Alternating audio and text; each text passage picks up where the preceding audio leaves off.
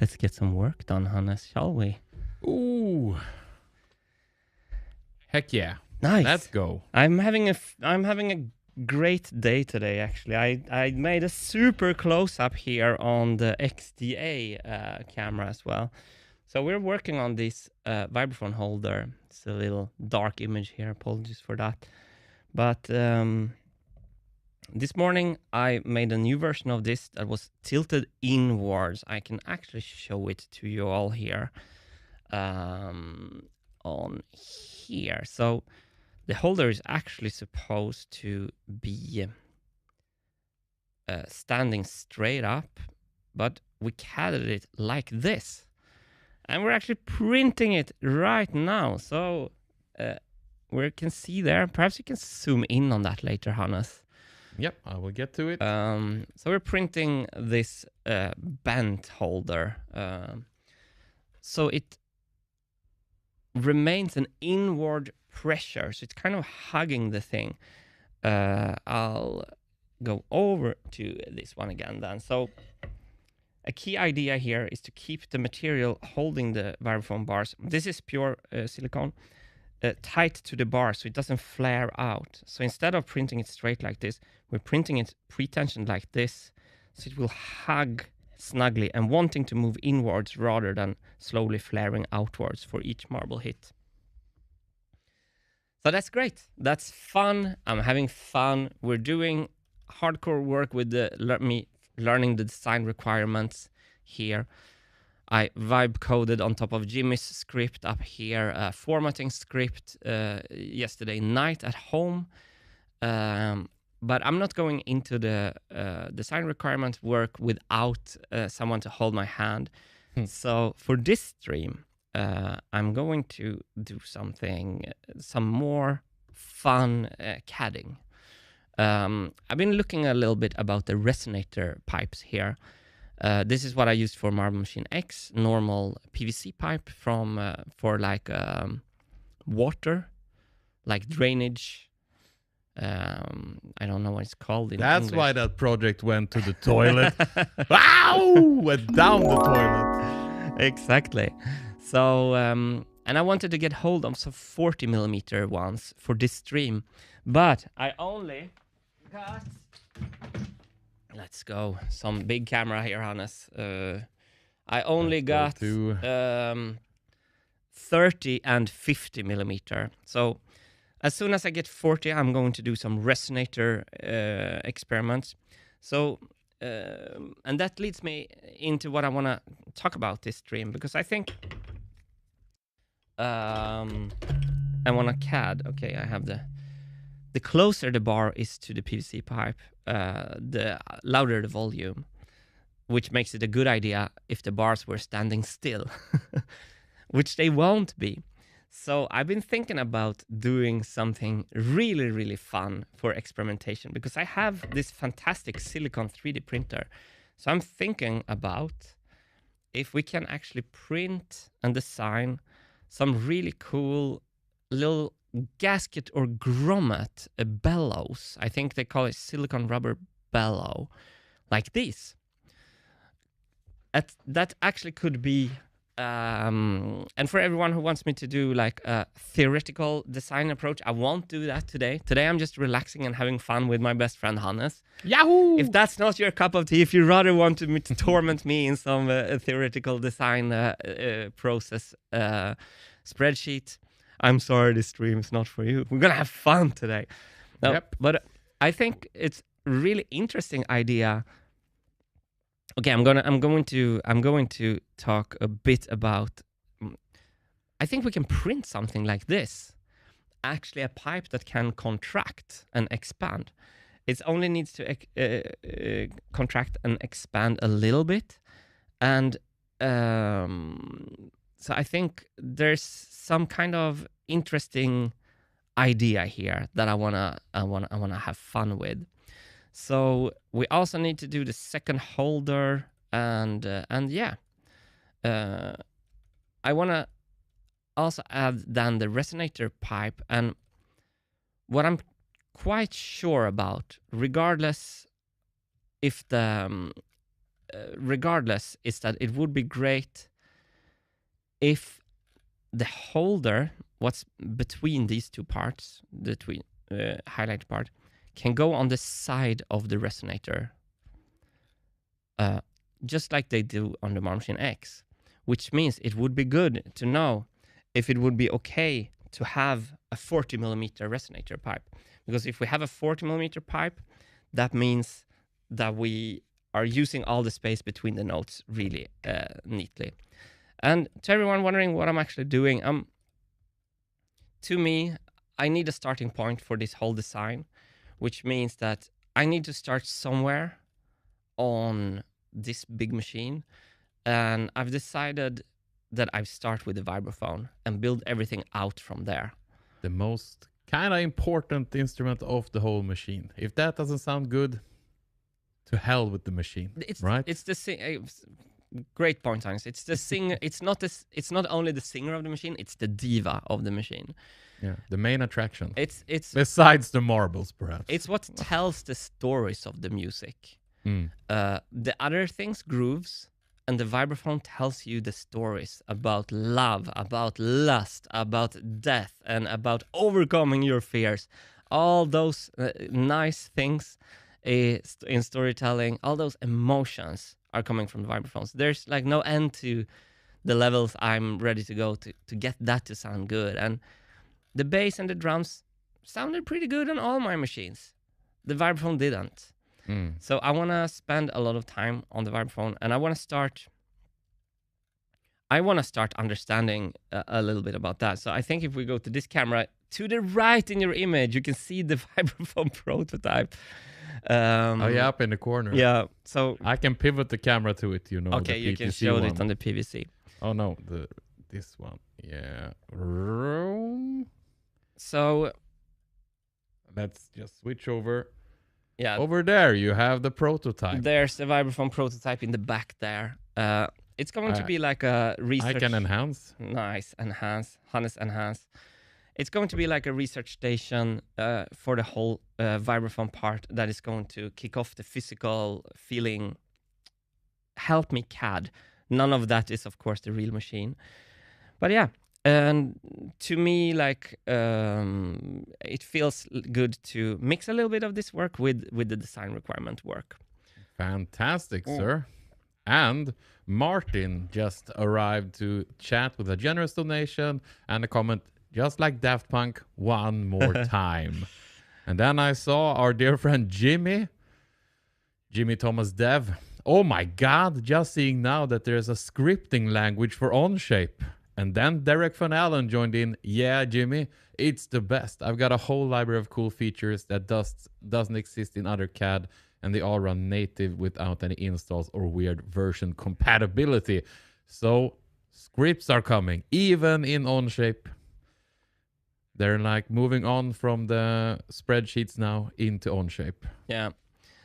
Derek is also texting me about my fillets in this one. I think Derek texted me regarding the 3D printing issue with fillets on the printing plate. I had issues with actually these small fillets. I shouldn't have done them.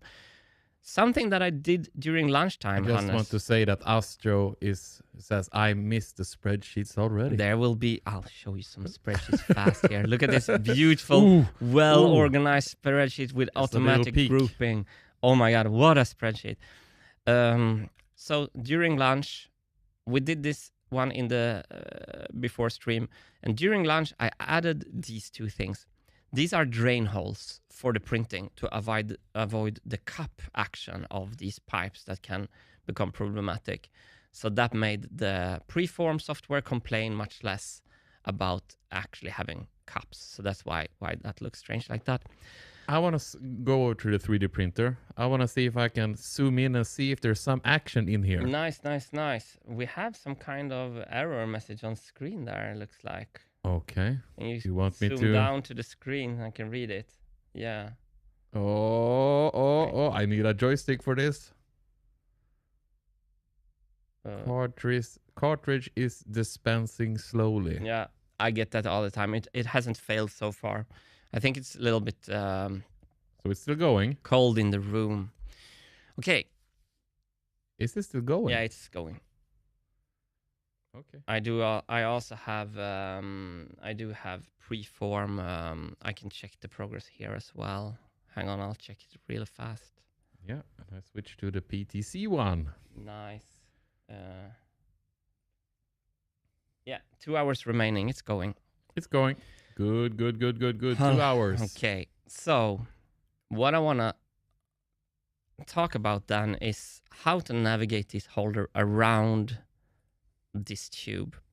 And this tube is actually made with a single sketch line with a thin revolve here. So I think we have 21 millimeter there. I'm going to reduce it to 20 and see. I want the outer diameter to be exactly, okay, so that's the middle one, so it should be 19 then. Let's do 19. So now this pipe is exactly 40 millimeter at the outer edges. And then what I mean is that we have, if we just make a sketch that I throw away soon here, what I mean is how much we build to the side here. And if the resonators are thinner like this, we can actually make the holder past the resonator here on the side like this. That's why I want the resonator smaller than on my... There's actually 2 sizes resonators on my real Vibraphone. So yeah, that's what I'm thinking would be perfect. But then what I'm really curious about is to have this kind of bellow action at the top of the resonator. It's Ooh, say that again slowly. Bellow action. Ooh. At the top of the resonator. It might be like I know people are going to be pissed off that I'm like tinkering with this movement thing, but I don't care. I'm having fun, and this sometimes like I can move mountains when I'm having fun. Like you can't compete with anyone having fun. So I'm going to allow myself to do that. We also need to do the second holder here with the new version, but I want to see how the first one feels after doing that. So I'm actually going to vibe CAD this bellows. Okay, but then you need AI then. Vibe coding. I only need Hannes to get vibe CAD. Okay, yeah. so it's our own kind of, okay. Yeah. Got it.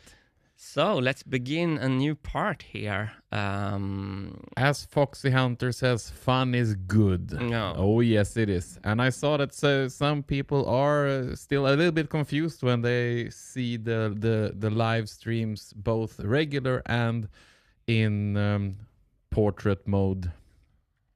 So if you're watching the portrait mode and wondering why, you can switch to the regular one if you want to.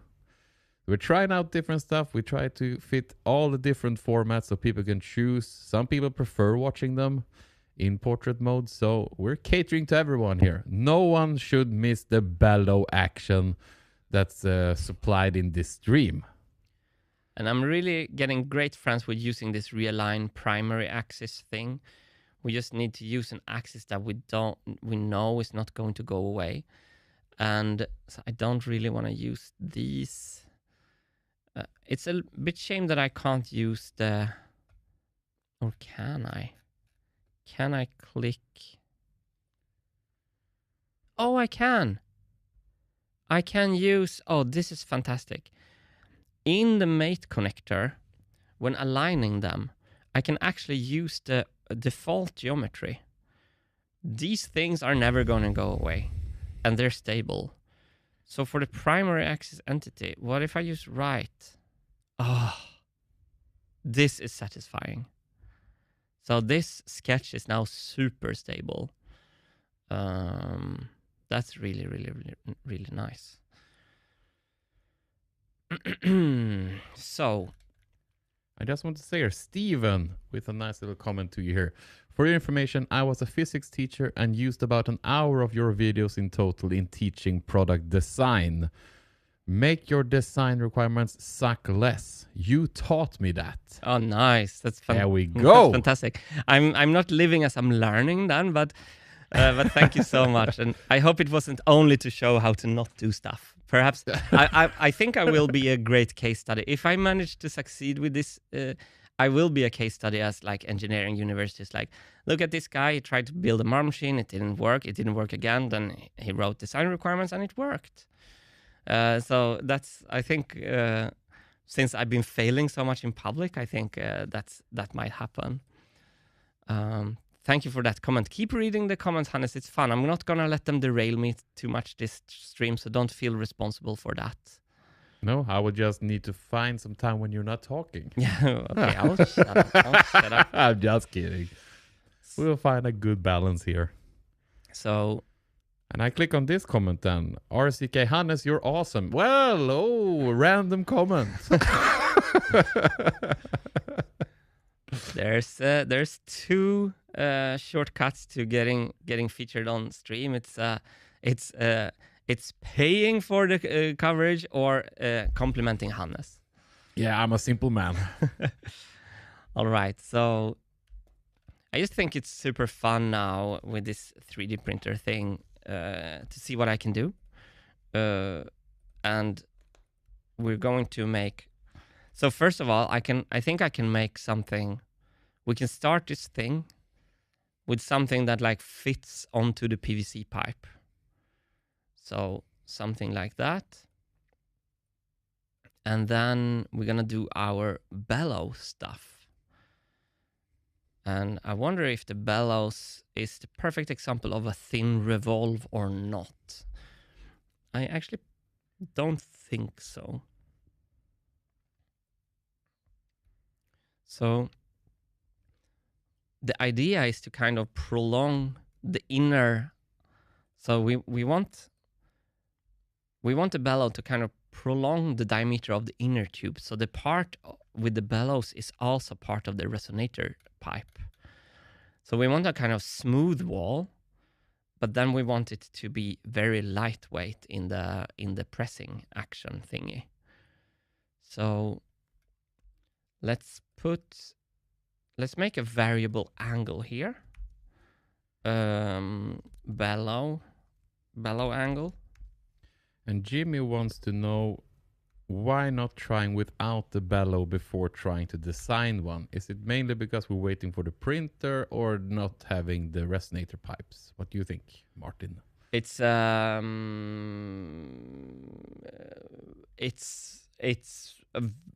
very good question.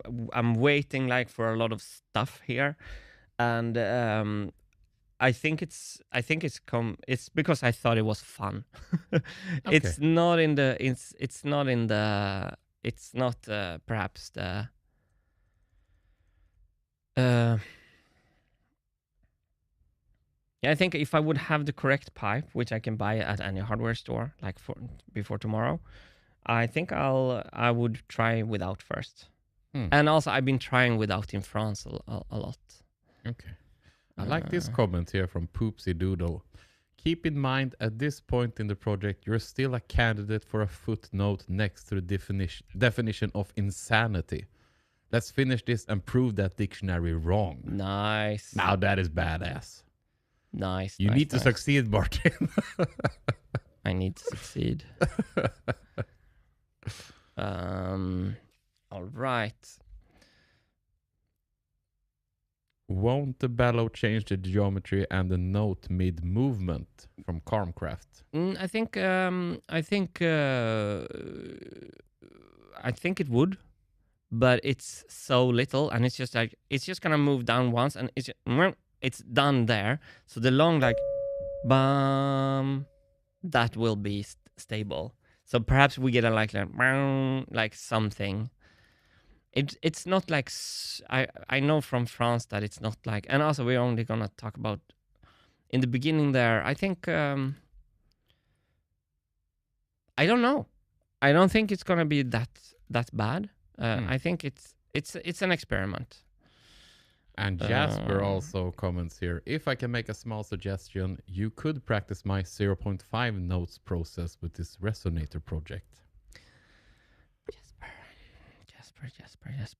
Jasper texted me yesterday and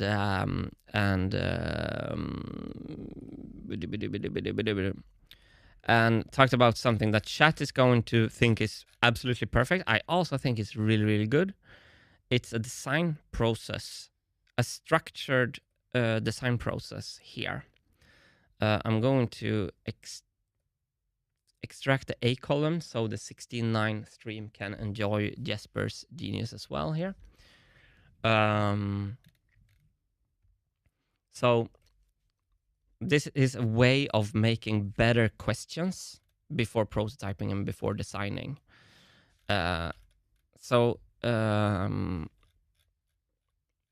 Let's do it, Jesper. You're absolutely right. So these are not design requirements. My script is numbering them wrong. These are notes. It's a formalized way of thinking about problem solving that Jesper talks a little bit about in our stream, but has now made like a little bit of an algorithm for. So choose a main problem. Choose a problem that is well defined. It should have most of its requirements written down. Identify a sub-problem. Choose a sub-problem that needs to be solved. A sub-problem may solve multiple design requirements at the same time. A sub-problem can be either a new entire part of just an added functionality of some other part. Repeat the above steps until you get to a bite-sized atomic problem. Brainstorm possible solutions. When a bite-sized problem is identified and defined, write down various possible solutions for it. Select a possible solution and test. Choose one of the brainstorm solutions and prototype it, test it. Write down why you selected this solution. Future you may not remember. Keep or discard a solution. Either way, write down all you have tried and done with the solution. Write down which of the requirements the solution satisfies. Choose to include this solution in the DRs, CAD, or discard it and pursue a different solution.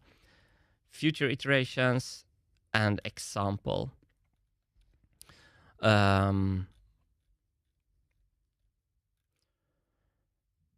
Nah, I'm joking with Jasper here.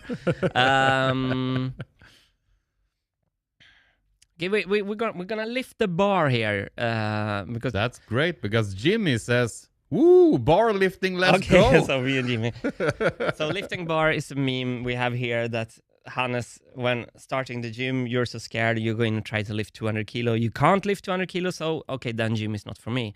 That's the wrong attitude. You go in and you put no weights on the bar. You just lift those 20 kilos a little bit from the ground, and you have worked out. Yeah, and then you add small weights. Yeah. Until you work yourself up to 200 kilos. So I'm gonna go.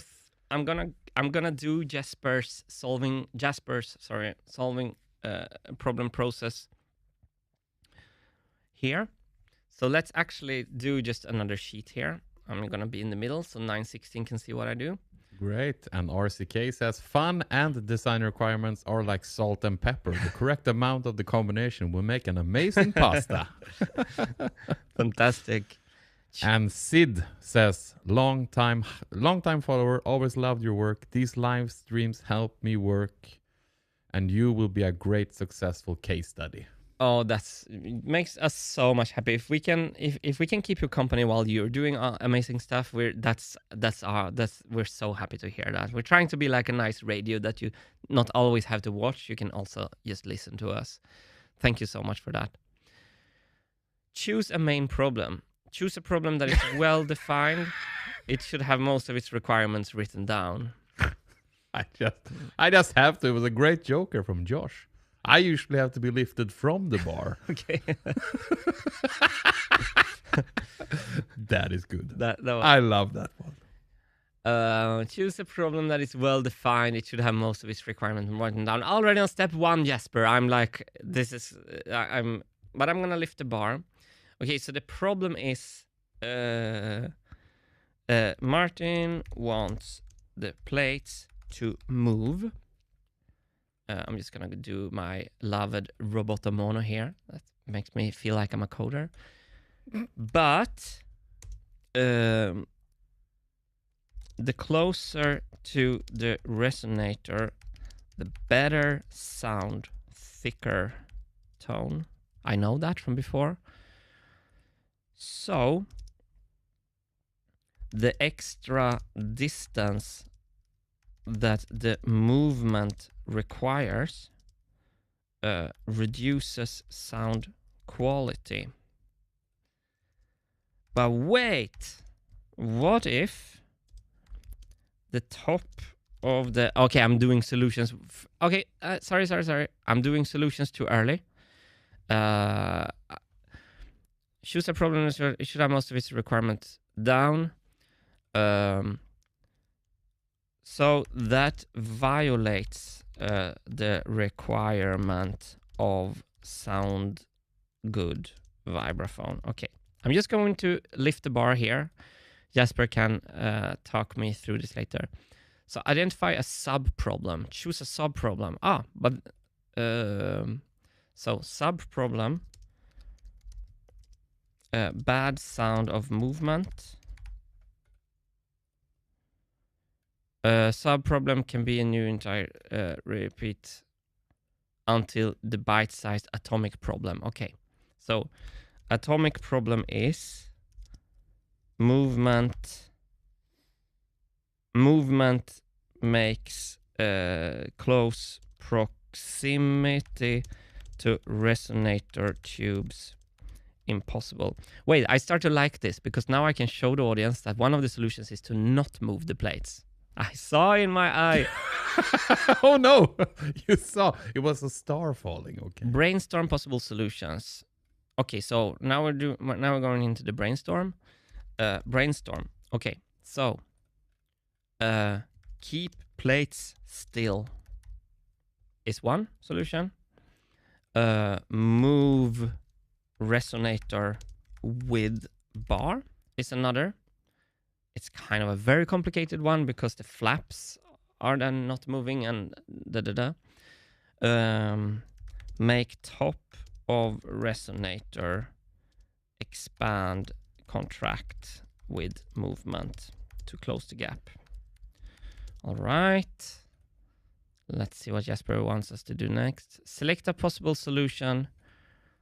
Okay, so I'm going to select the third one, make top of resonator expand, contract with movement to close the gap, and write down why you selected this solution. So why?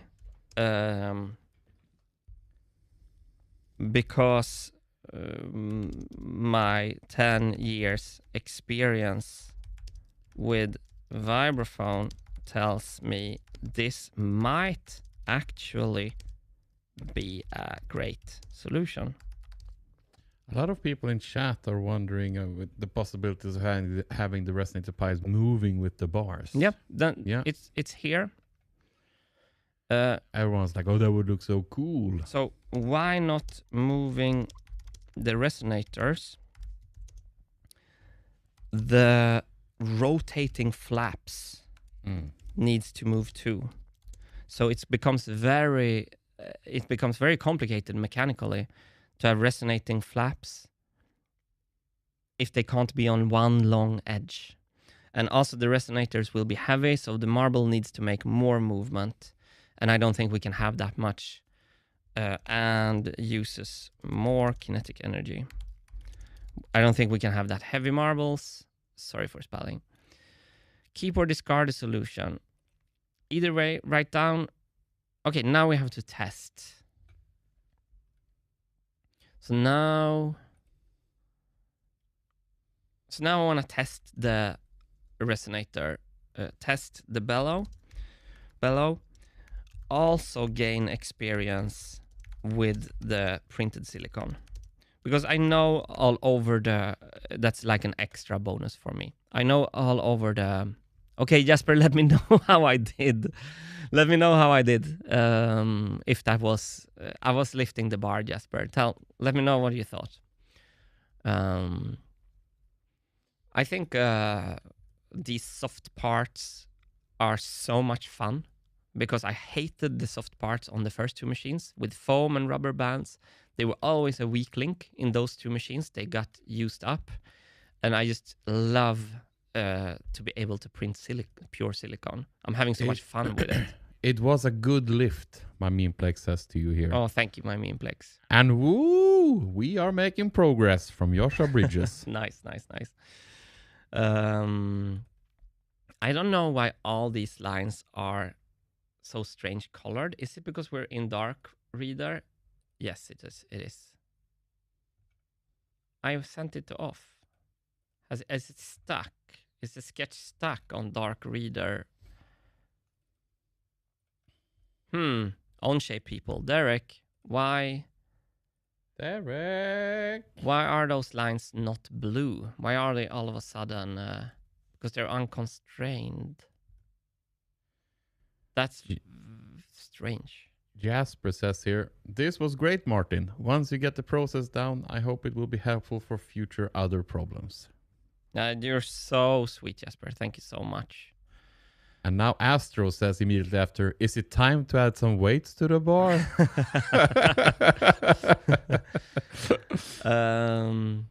Let me just check why these lines... What if I go in and out? No.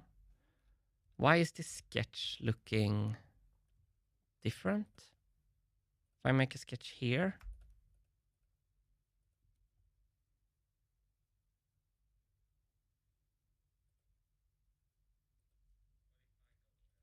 let me see on a previous sketch. Okay, all sketches look like that, so probably it's something with the dark reader. Reload the app, maybe someone says here in chat. Yeah, I think that's it. I'm just going to do that. Let's head over to the room cam here. Nice. And I can show the good people, take them on a tour here. While Martin is rebooting, let's check over here. Martin received some interesting packages earlier today. That's going to be assembled by Alphonse tomorrow, I think. No, Thursday. That will make our streams that much better and parts even more beautiful. And the machine done faster. Absolutely. Bigger screen, better progress. I have no clue about this. Okay, now they're blue. Good. Thank you, whoever said restart. That worked. So we're gonna start with the part that is sitting then on the pipe. I think it's quite fun to make it a bit smaller so we can push it onto the pipe. Perhaps 19.8. So we have a press fit there. Lovely. And I think it should be like 12 millimeter thing there. Perhaps 3 millimeter wall size, or perhaps even thinner, 2 perhaps.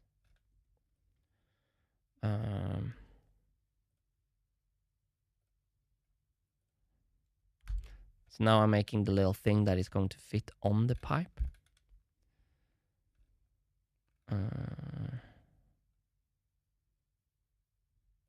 Let's do 12 here then. I don't want to reference the pipe itself, really. And then I want to set this inner, I think it was 1.9 millimeter wall thickness divided on 2 is 9.5, correct?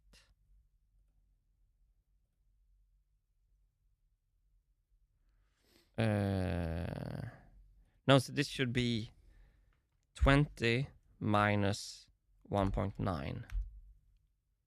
18.1. Okay. So this is the inner wall. Now I think we can make something pretty fun. That's also why I'm a little bit that's absolutely. Did I hear fun? So I just want that as an extra line. Let's do this 18.1 here. Jimmy is wondering how far is the tube from the plate in a real vibraphone? Pretty far actually. On mine, like we have kind of 12, 14 millimeters movement space already on the real one. But I remember from France that the more you can close that gap, absolute the volume goes up of the nice tone.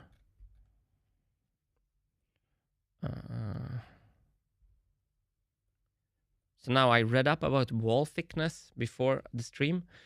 I'm getting the advice here to go for 0.7 millimeter wall thickness as the smallest.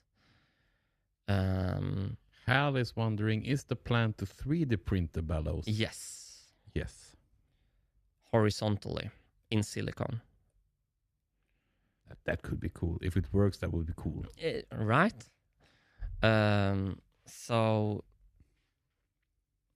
I think there's a thin revolve to think about here, but since I want control of the geometry, I want to actually do it manually. I know Derek would not approve in what I'm about to do here now. Look away, Derek. Look away. So I'm not gonna do any fillets. I'm gonna start here then. So let's do like that. And then what happens if we do a parallel wall here? That is, 0.7. This thin, Hannes. That thin, huh? That thin.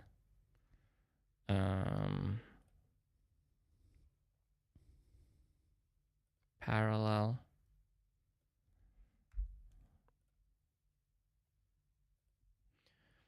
I just think like I'm getting all this great advice about how to blah blah blah blah blah blah blah blah blah, but I'm losing myself sometimes in this project. Like it's so wonderful to build in public. We're so lucky to have company by everyone, but I'm also very like, as cocky as I am, I'm listening hard to what other people think. So I think like sometimes just to feel, just to have this extreme like lust of going to the studio, I think it's not completely bad if I also try to have fun. Sometimes you just want to feel alive. I think there's the David Deutsch fun criterion. It's like fun is important, and I shouldn't like. The most fun would be to go on a world tour, which means we need to do design requirements and stuff. Yeah, that's the ultimate fun. But we need to lift the bar up to that. I mean, our heads would explode with the amount of fun if we had that now. So you're so right. Like the knowledge I'm trying to internalize, it takes some time for me right now. I can already see Derek, like, because Derek, like, sketching this with one line is so much nicer. So I wonder if do I dare to sketch this with one line and then add features? Just because Derek has taught us so much? What do you think? I don't know, but I want to read out an extremely generous donation from Foxy Hunter with a question to you, Martin.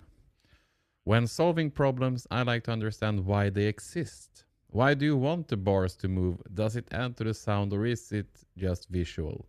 If it's only visual, do the bars have to be the ones moving, or is moving the bars just one way to get there? Such a great question, Foxy Hunter, and thank you for supporting us. That means so much to us when we're in this part of the project. Yeah, leave the comment up a bit. That's because the age-old question, is it? Do they have to move? We want them to move. Yeah, so... But do they have to? Okay, why I want... It doesn't add to the sound. It retracts from the sound. It reduces the sound quality. It's visual. It's this Disney thing. If you've seen from Snow White when the dwarves are playing the organ, It's like it's like this. You see the little keys there? It's Yeah, so much and fun. now we switch to a different camera and you play that. Yeah, we don't feel as much now, right? Oh, When good. we don't see it. Good point. Good point. So yeah, it's the visual. If it's only visual, do the bars have to be the ones moving, or is moving the bars just one way to get there? Yes, we can move the funnels instead, or we can move the funnels as well. So yeah. It is the big question that we're trying to answer now. Yeah. Can the bars move at all? Should they move? That's all this designing and prototyping hopefully will lead to an answer. Yeah. And Martin will have to perhaps make the tough decision that the bars can't move. But we don't know yet. Martin wants to try if he can figure it out. Yeah. Because it adds so much magic to it all. But it could be one darling that has to go. We don't know. Shift L for perpendicular. You can't see the marbles almost hitting the thing. When it moves, you see it much better. I'm going to go with the direct route. Those double lines were horrible. So I just want to show you where we're going. We're going to be revolving this whole thing. So I want to start by just revolving this little... Thank you for the question, Foxy. I hope I did it a little bit justice. It's not a thin revolve, it's a solid revolve.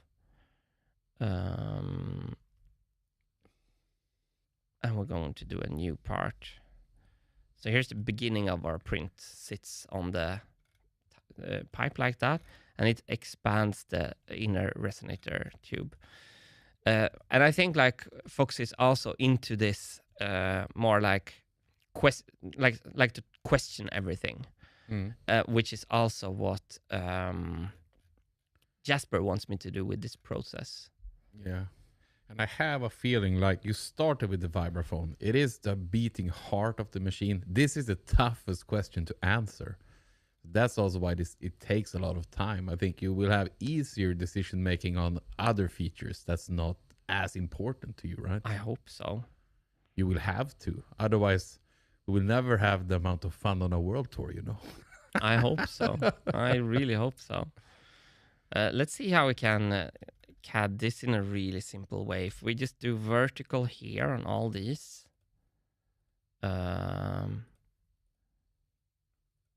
Vertical here on all these. And then if we do equal, is it just shift E? No, that was extrude, sorry.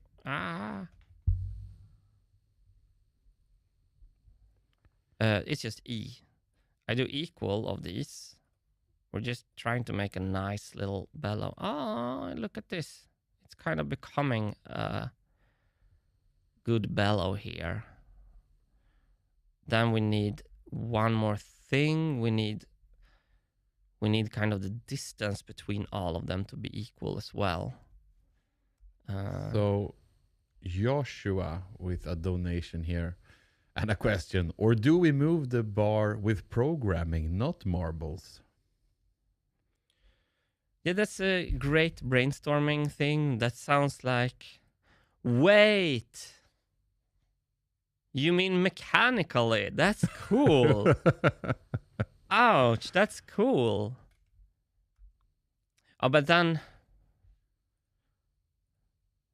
Wow, that's a cool idea, Joshua.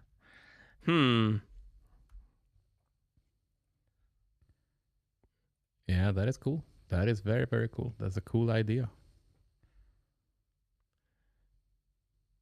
And how actually would that be simpler though? I don't know. We can move them. Probably even more. That's super difficult. Fun idea. It's a cool idea. I'm doing all these lines equal here now.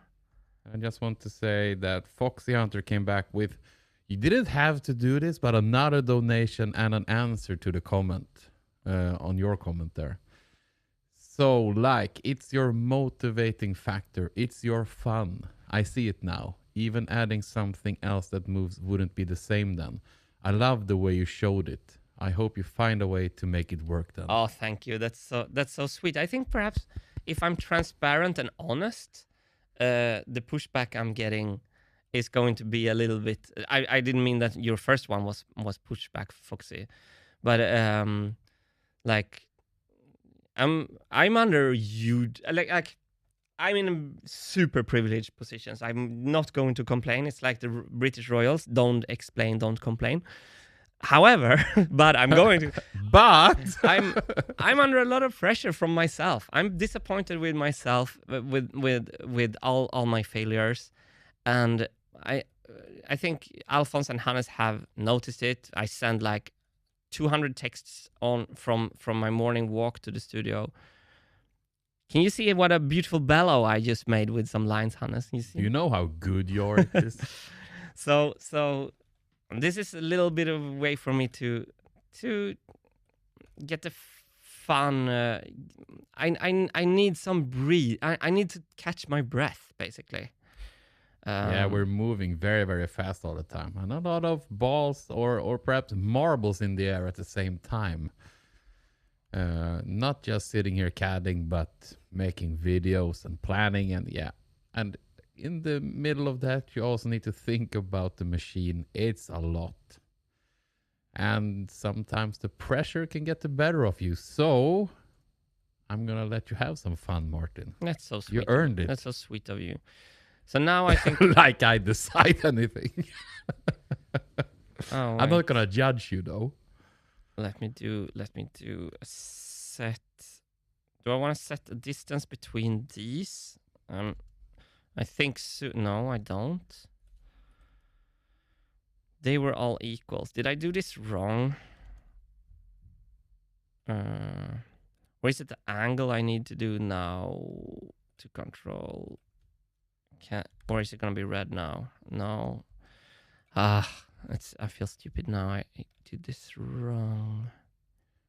I just want to take this time as well to say hi to everyone on all the different platforms. Right, we're on YouTube, both in regular and on vertical streaming, and we're on Twitch, and we're on X, and we're on Instagram as well. So we're spreading, Martin. That's fantastic. We're spreading everywhere. Why is this? Let me try what happens if I do this. All right. Can I pull this? No, of course not. I can't. But just before I tried to constrain this in a smart way, and here we go. I can do that. How come I couldn't constrain it like this then? 20. It's not happy with me. Perhaps I should have done a linear. Perhaps I should just do a linear pattern here. And of course, this grommet can't be this. It can't be super wide. I can't do it this wide because then it collides with the neighbor. Jasper says you can make your bellow with 3 parameters: total height, total width, and number of folds with the repetition thing. With the repetition thing. Yeah, you had it in. Yeah, the linear pattern, I think.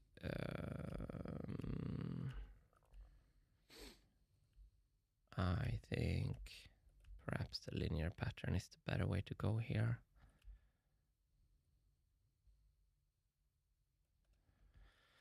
That's annoying. That took me so long to figure out. Let's just see what the linear pattern. Oh, because that has a spread thing. I think we can use. Yeah, linear pattern. And let's see, my memeplex. Hannes, can you ask my question above? Let's see, what do we have here? I wonder what happens if the plate starts to make contact in the middle with the silicone while it's vibrating.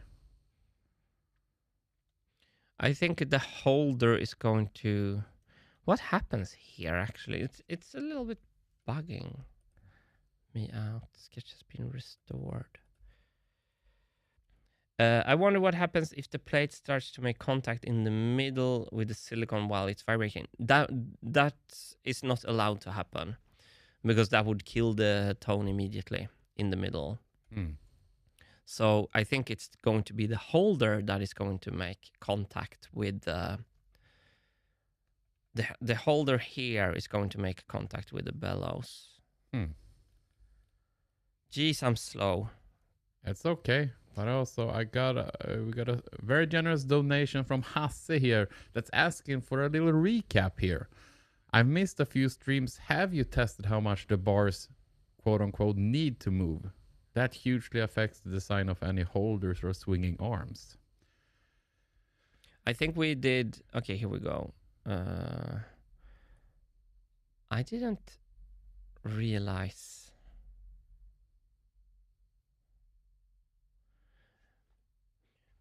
I have a kind of 12 millimeters.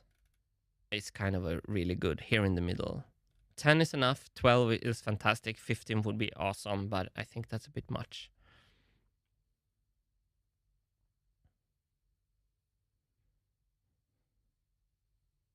Why am I struggling with this? I don't know. Can you answer Hasse's question? That was 12 millimeters. The bars Yeah. need to move. Okay. Yeah, I think kind of a piano key. It's like you can see that in a concert hall, even if you sit in the back. 13 millimeters. So kind of that. Okay.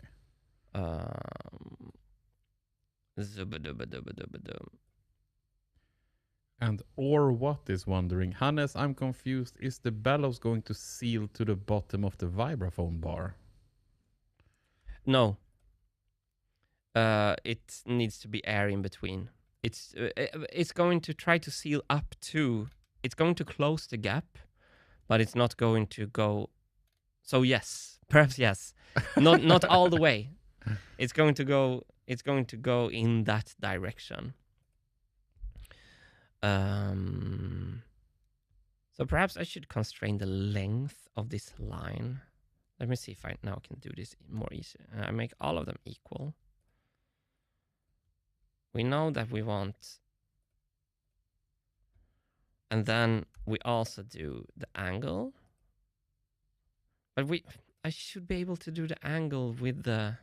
Let's just do the angle. It feels like it's simpler, kind of. Well, we're gonna do that the bellows variable angle. I just want to take a quick look at our 3D printer. How's it going in here? Yeah, zoom in. Let's see. I'm zooming in. Oh, it's working. I saw it. Nice. Still going. Look at that. Do we have any errors on the screen? No. Same as before. Nothing to worry about. Great. And I do vertical constraint here. This is ugly CAD. Why? Is it because that is already constrained then? So let's go to the variable and make a change this bellow angle to steeper, 23. Okay, I think I kind of got it now.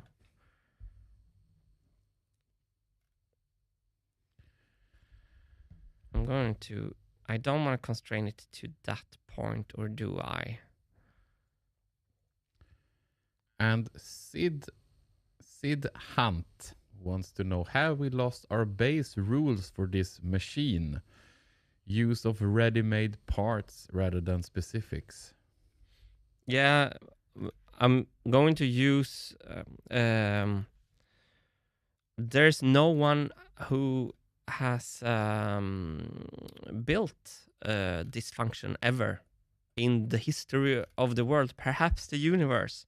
Probably. So there are no ready-made parts. There are gaskets, of course, but it's like there are no ready-made parts to solve exactly this problem. If we want to have the parts moving. I think also it's a difference between the US and Europe. And also because I hate ordering stuff and waiting for stuff. When I'm inspired to do something, I want to do it. I don't want to wait. So I need a person on the team that is likes to find ready-made parts. I think honestly, too. What was the name of the commenter? Sid Hunt. So Sid, this is actually a weakness of mine. I just hate looking for parts like that. It's not inspiring. I really, really, really need help with that to make, because you're absolutely right. We are not going to invent. When there are parts, we are going to use them. Yeah, don't reinvent the gear. We're not going to reinvent stuff that we don't need to. But like, it's so easy to people to say, look, Martin, these, you can already buy these online. And I'm like, okay, give me a press fit on a 40mm PVC pipe. Already that is difficult. Give me this length, give me this little mounting point, blah, blah, blah, blah, blah. So it's like, but it's mostly because I'm really bad at, I don't like the process of sourcing. Let's just for fun do a thin extrude here. So do a thin... just for fun. No, I'm just gonna see where we're going to see how it looks. A thin revolve, everyone. It's even better than a thin extrude. And Bubble Matrix says, I watch for the excitement of the machine getting built. I stay for hearing Martin growl at ugly cat. Why is it not thin revolving? Oh, it's the thickness. I think it's too thick. 0.7. Yes. Here we go. Let's add it. Oh, it didn't. So it's a big weakness I have. I don't like buying stuff.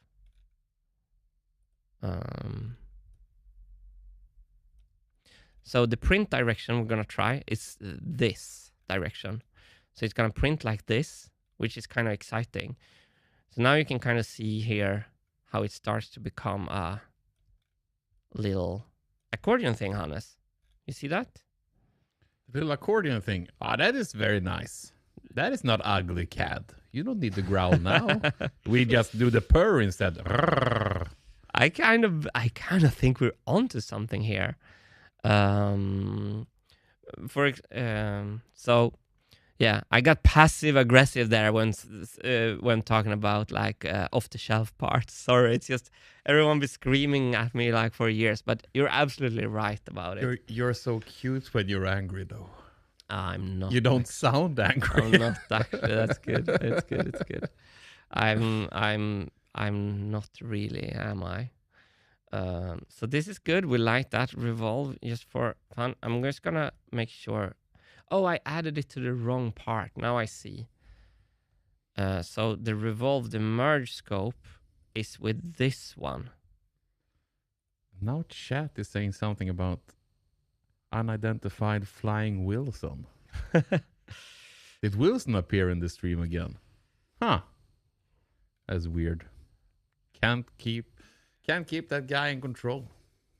Let me see if I can make this revolve work. It's not adding.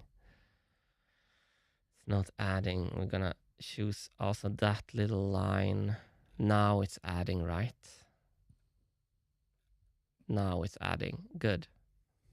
So this becomes one part. I just think it's cool that I can print these in pure silicone. I think that's... Yes, but will they work? Yeah, that we don't know. That we don't know yet, but you can print them.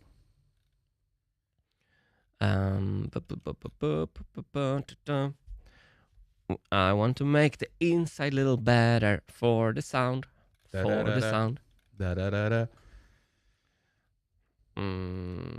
So how high is this now? 7. Should we make it like 15 or something?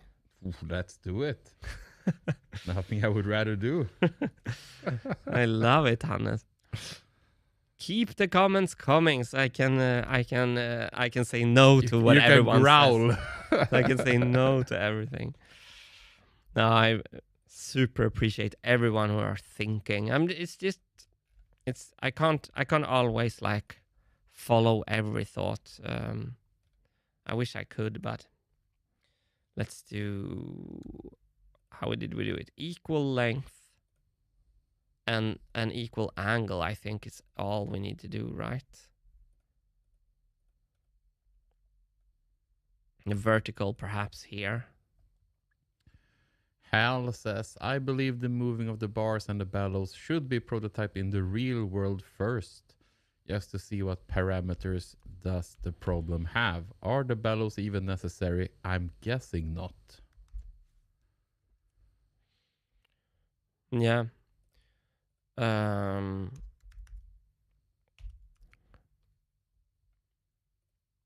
So perhaps that could be like a good continuation to just go buy some pipe and keep on doing the prototype in the, like, just do like this super rough prototype of the Rough! of the thing, and then to go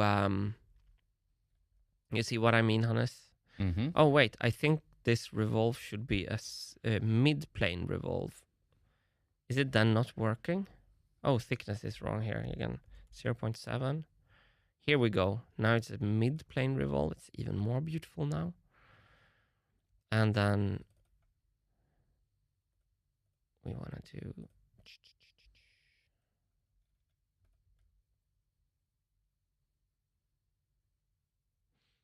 I wonder what this could contract to. So how large? I think it's a pretty good idea to do it to do in the real world. So 50 millimeter. I think that That would also mean work. no stream because Martin needs to go and buy pipes. That was actually something that I was thinking about today. Should I go buy pipes or should we stream? Should we have fun or buy pipes? So here's my next idea for this. The inside here, we want to keep kind of the tube inner diameter even when it's contracting.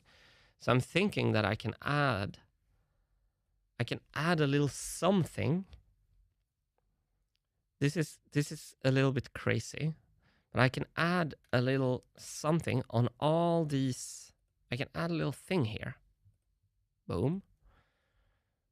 To kind of make the sound waves. This is pure guesswork, but to make the sound waves to make it a bit better for the sound. It's perhaps stupid, perhaps not. I don't know. I'm having fun. You're having fun. We're having fun over here, but do you want to see something fun? Tell me. This is all the new backers we got the last year. So this is during the last 12 months. Nice. We got 517 new Wintergatan backers this last year. Fantastic. Which is kind of crazy when you add the total backers, 1,204. So a lot of people have been joining the journey here now. People are still believing in you, Martin, and we thank you so much for it, for supporting us. 100%. It means the world to us that we still have people who believes in this as much as we do. Even though Martin seems frustrated, he still believes in it, you know? He wouldn't be here otherwise. 100%. That's fantastic. The hunger for revenge in Martin's chest. No one can put that out. No. We can try, we will never succeed. You're absolutely right. Absolutely right. It's just a little fun idea I have. Let's see just what that little thing does then. It's a little stupid idea I have, but it's fun. Okay, so that goes in. Yeah, this is where the thin extrude is actually making this a bit harder for me.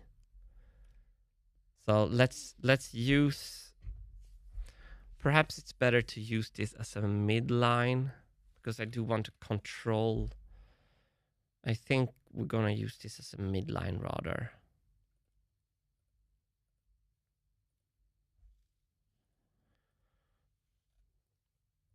Because we don't want the thing to go inside there. Okay, all right.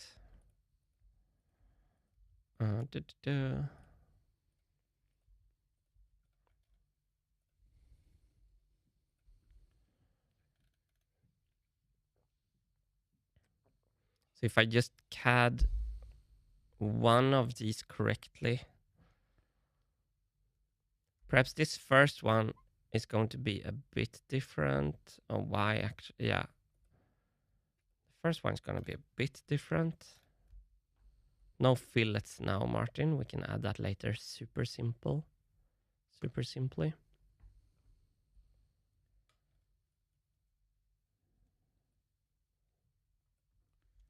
So I'm not going to extrude on this. I'm going to use it as a midline and work with it like this instead. Parallel.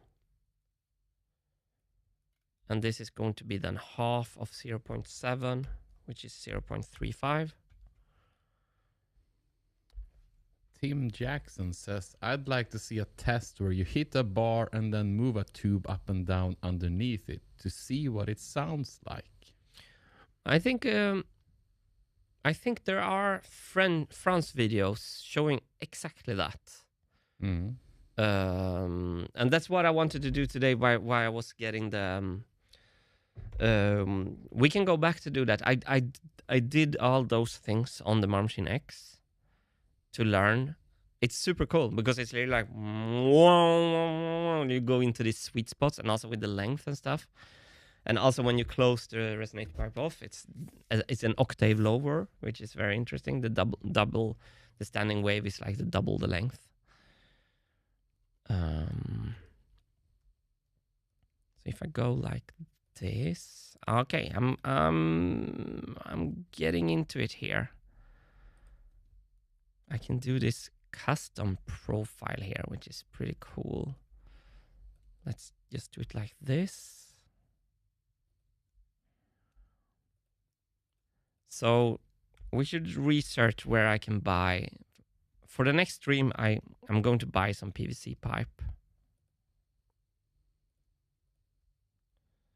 0.6, let's say. Okay, I know where I'm going now, Hannes. Good. Not home, I hope. No.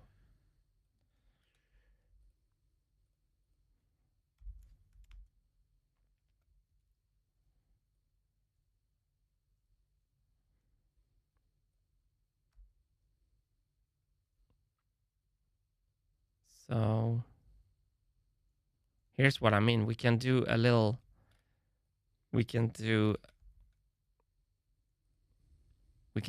flat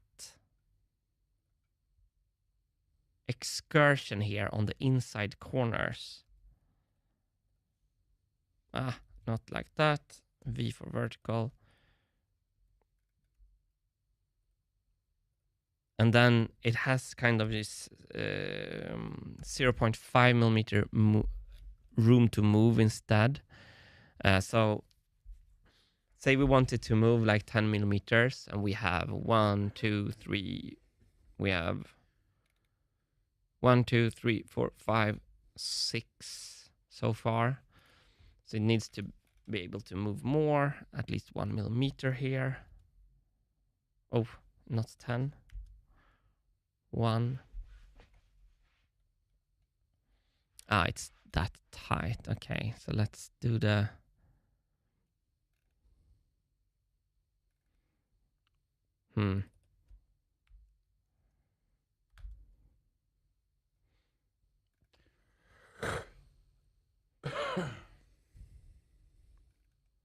This one is wrong, 0.35.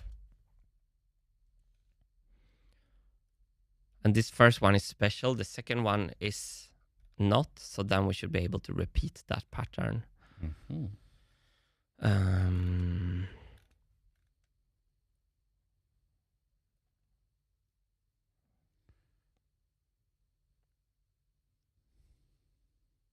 How is the printer doing? Let's head over and take a look. Is it still working? Looks like it. There's a lot of action in there. And how is Martin looking? Let's take a look at him. There he sits on by his desk. Tinkering. Oh, what a cute little guy. Doing what he loves most. Mindlessly tinkering away his life. Could you stop saying that then? You defend yourself with your having fun earlier, so say that instead. Okay. Doing what you love the most, having fun. 0.8. That's a bit of an issue though. If it can only move 0.8. Should it be able to move a millimeter at least? I'm wondering if this is going to work. How deep is this? I'm wondering the quality on this little last bit. But that's it's something I want to try in real life, like with a 40mm pipe, like perhaps like on Thursday. To see if it actually works. I think we can just do a design here and see what it does.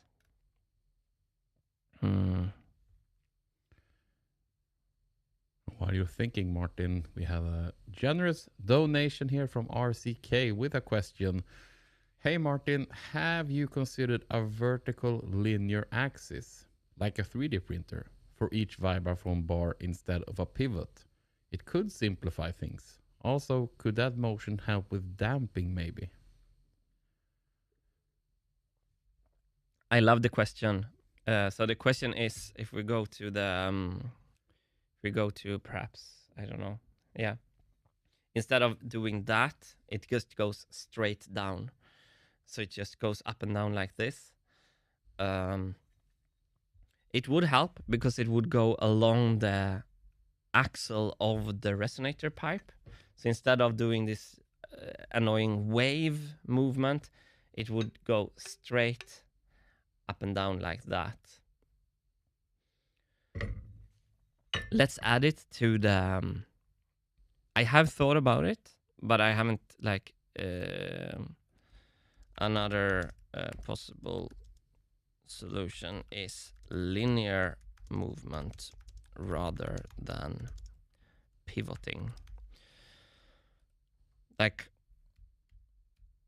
I love the idea to use counterweights, adjustable counterweights. Something that I learned when we were doing the Future Retro video is that it's, for some reason, it's really hard to, if we go back to here, what I learned in the Future Retro video is that for springs to hold up the weight of the bar, they need to be so heavy that when the marble comes, it won't be able to depress the bar.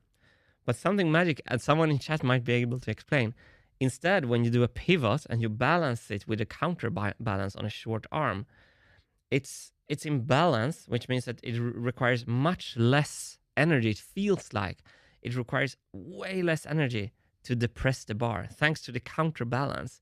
I don't know if someone can explain the physics behind that or if I'm wrong. That's just how it felt to me. So that's another reason why I like that.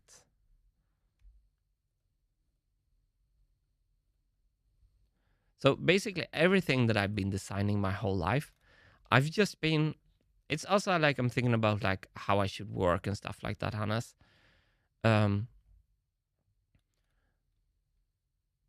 I have some kind of internal thing that is also working. It's like I just start. So what I need to do, like with this machine, is that I need to do both.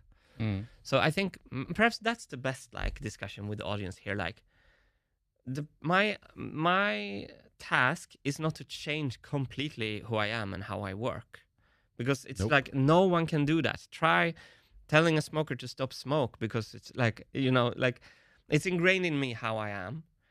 but I need to also think with design requirements and stuff like that. And like some streams, I'm just going to like free myself from trying to need to change myself. You know, like when Beauty and the Beast is out playing with the birds, he doesn't have problems with his fangs, you know? Yes. I appreciate you like the reference because it's a perfect reference. Yes. Yes, Hannes is the beauty and I'm the beast sitting here tinkering. And Hannes is like, oh, he's so cute with the birds. Oh, wow. He's growling. Okay, now I'm at the point where I should just start repeating the pattern. So let's just do these into construction lines and see if I can. I shouldn't have constrained it like the way I did, because now the repeated pattern is going to be horrible. Is this really 1.994?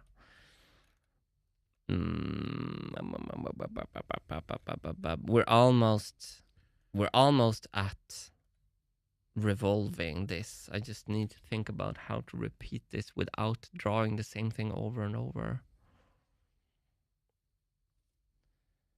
I think actually the outside is actually super. It's just to draw it like this and then do parallel.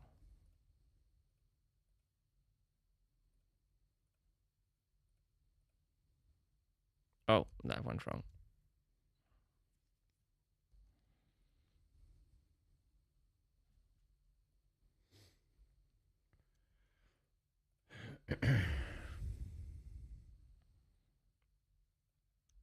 Basically, my brain is melting from trying to understand all this. All these, all this theoretical stuff. And basically, some streams, I need to take a break from that. I think that's also like, why am I doing this and why am I doing this? Yeah, because my brain is like melting. Which is why this CAD is super badly made. Why can't I pattern this? Because let's pattern this. This is a pattern. I'm being stupid here. This is not a manual thing. It's a very simple repeated pattern from this point.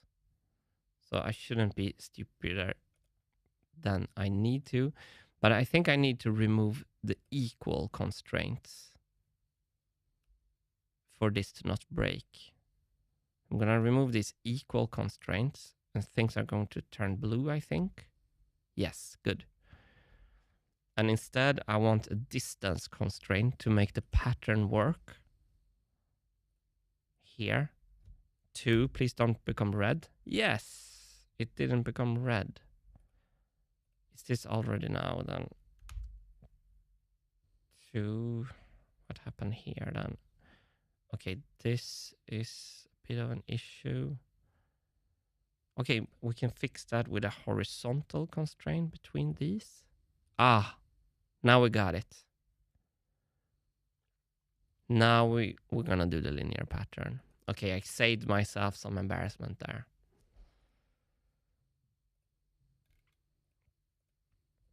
I think. Are we ready to read some criticism, Martin? Of course. I see a lot of it.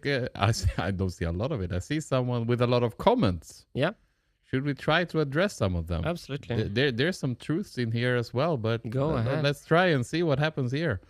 So you can feel that you're being heard here as well, even with if you have suggestions. So this is Zed's Dead Baby 12. Martin is not being truthful. Yeah, there we go. There's the truth. You can take the existing parts and prototype with them to test your theory and then make it beautiful and perfect after you know what's viable. I'd highly recommend prototyping with MVP scrappy way to test your solution with as little time and energy spent as possible, and then make it beautiful and amazing afterwards. I think that's a good idea, but I think it's cool to play with my expensive toys is very much a hidden bias in this project that's more important than getting the thing done. So we're hand designing a complex part with a technique you haven't done before to test a solution you don't know works. Whew, that was a lot. I don't have so much to say about. I think your what was the name of said. I think it's mainly it's mostly correct. Said I appreciate it. But what was the first one about? You can take existing parts and prototype them to test your theory, and then make it beautiful and perfect Okay, so after you know what's viable. Said I liked everything you said, but can you expand on what existing parts? What existing parts can I take? And the first sentence of yours. Yeah. Can you expand on that? Everything else, what I would say is like 95% true, with the explanation that I needed to relax a little bit in this stream and have some fun, as I said. But what existing parts do you think I should use to do an MVP of this functionality? Yeah, that's kind of I think the only thing that I didn't really. Let's redo this revolve. The comment come now. Haha, I love you guys. I want to see you succeed. Yeah, but I love the tough love. It's great. Even if you didn't intend it as such. Thank you, said. Yeah, and we're not blind, and it's like playing with expensive toys and comments like that. We're also like, we're also making content and trying to make it entertainment. But this year is a significant shift for us when we're focusing on trying to get Martin to work more and not get stuck in the video production. So to make it as entertaining as possible with the least amount of work put into it, so that Martin can actually work. That's where we're at right now. But okay, here's why my linear pattern isn't closing. But said, if you can, Here you have something. You can take existing Vibraphone parts and an existing hinge bellow to see if the movement is correct and visible to proceed with. Okay, so that's where I want to push back. Said, which existing bellow? Because there's not one here. Jimmy says buy an off-the-shelf 30mm bellow.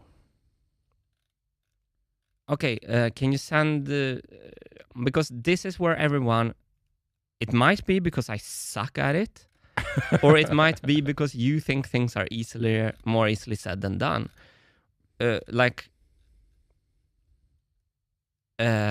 This is an old discussion that I've been having with chat in all my life. Like, where do I buy what bellow? To me, it's not at all that simple. Why did I choose? Why is this not closing up? Should I do this as a construction line? Something went wrong here. So the 40mm bellow that I can buy, from which store and where can I order it? And will it fit? Can we get it now? Can we get it now?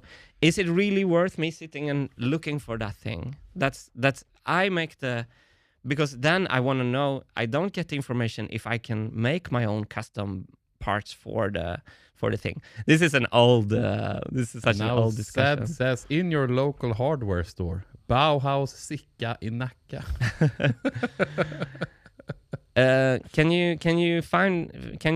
Thank you, Said. Can you put that link in chat so we can look at that one and see if that would help? Because what I think is that wouldn't help at all. That bellow is too thick. It's not as pliable for a small little 30mm marble to manipulate it. I think that bellow is for protection or something. So something went wrong here with my design. Is this line... I wonder about this linear pattern. Can I just redo the linear pattern here?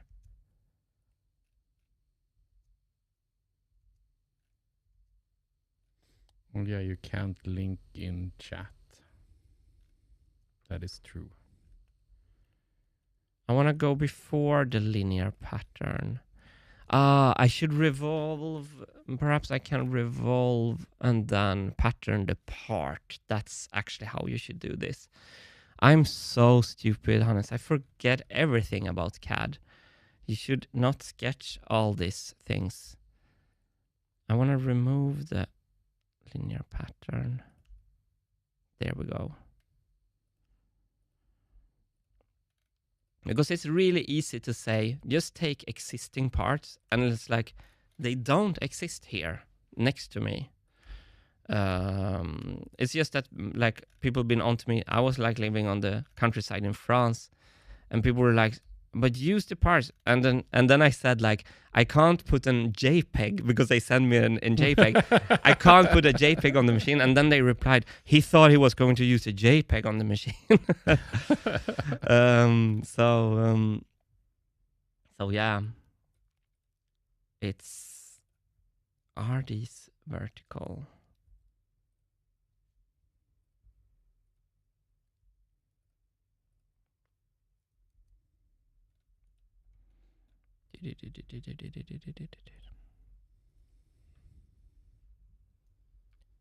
Now it's closed anyway.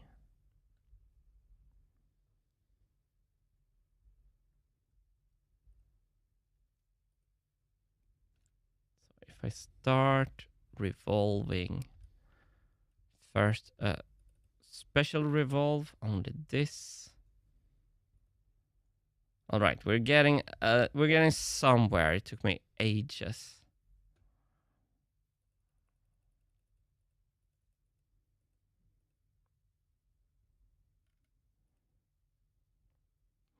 Now we're revolving this, we're adding, and now I can linear pattern the part. Oh, so we shouldn't add, we should do a new.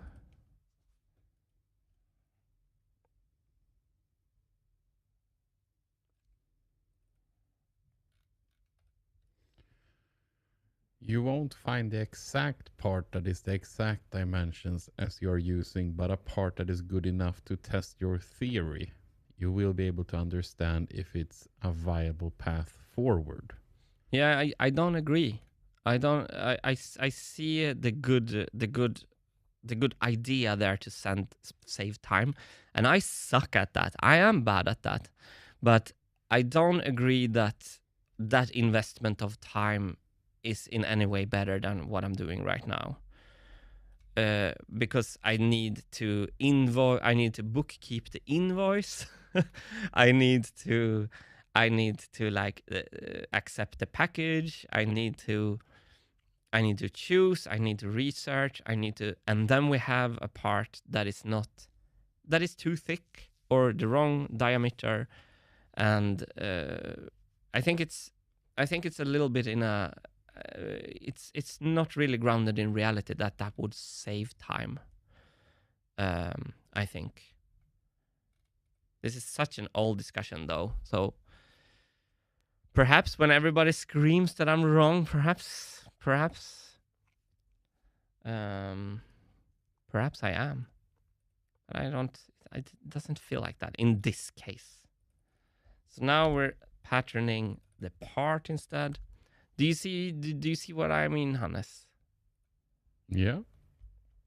So now we have our gasket with some extra things to make the inside walls flatter.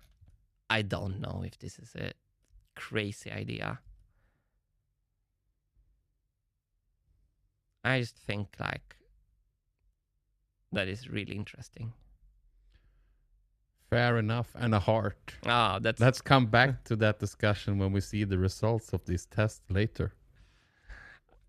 Just buy an off-the-shelf marble machine. that's Sam Gibbs. that's not what Sed was saying though. So I appreciate it. I'm frustrated that I'm not done with this shit. Like, Yeah. I'm super frustrated. So I have to always like I have to always say that when you get a little bit of my frustration, that's not aimed towards anyone who's nice enough to be here keeping us company. I just think this is super cool that we can make these kind of parts. So yeah, perhaps it is playing with my expensive toys. Martin needs an Uber Eats for hardware stores. 100%. And I mean, if there's something the Land of Dreams US got right, it's like this zipline drone delivery of McMaster and car parts in like 20 minutes. I would love to live in that world. I do think I would need someone, and I think Alphonse is good with that. He doesn't get snowflake meltdowns from having to order something like I get. And me. And you. Yeah, we're a blizzard together. So I think you guys could help me, but I think you are also not really. You don't know exactly where all the engineering stuffs are. Nope. Okay, so we have our part. I think it's going to be printed in this direction. I think I want to finish it off now. At the very top with something that perhaps something can lean on. Just a little bit of a...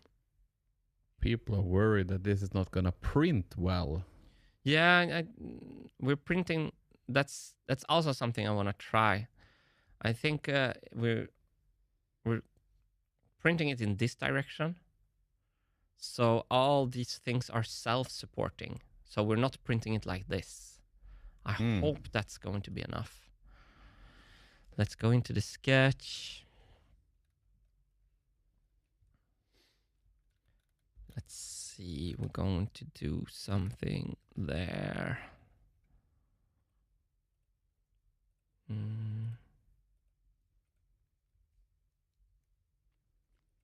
I'm ridiculous when I get annoyed. I know that. It's just, I'm frustrated. I think it's good that you get some pushback every now and then because you get to defend your decisions and it's clear the passion comes through you get annoyed. I don't know if I can defend them, and I don't know if they are defendable though. Okay, so what are you saying right now? Should I click on end stream when we go home? It's yeah, that's perhaps not it, Hannes. No. Stop Frodoing around. Is Frodo Frodoing around? I mean, when they approach Mordor, he's just Frodoing around, complaining, being all sad. Now I see what you mean. Let's do 32 here. I'm doing it a little bit crazy there. Okay.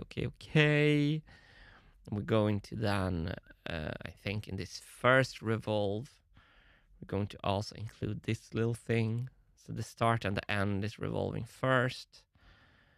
And let's take it down a bit.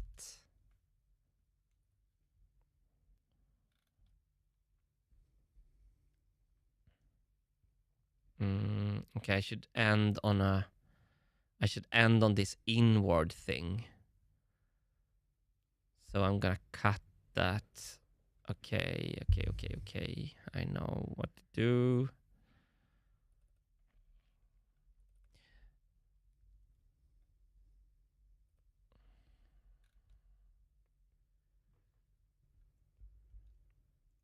And Hal says here, if you're this frustrated, then I have to say that the live streaming and content creation is slowing the project massively and should be abandoned. I think that's the best comment so far.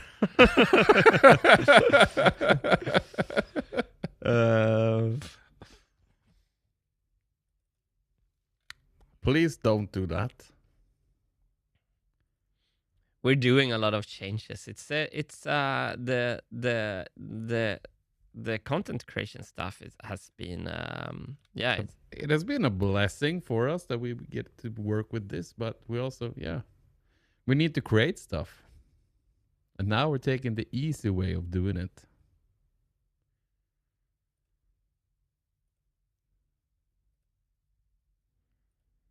okay.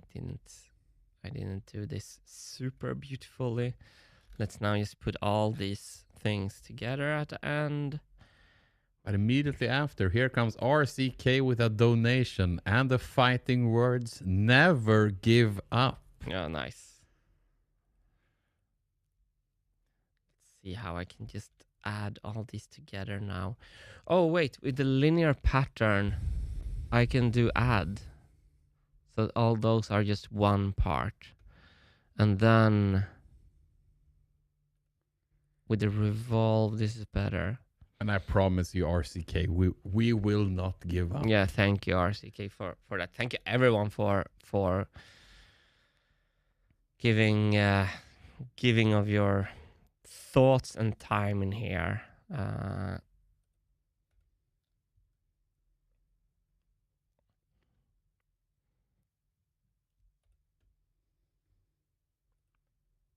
Why is the first one not adding, actually?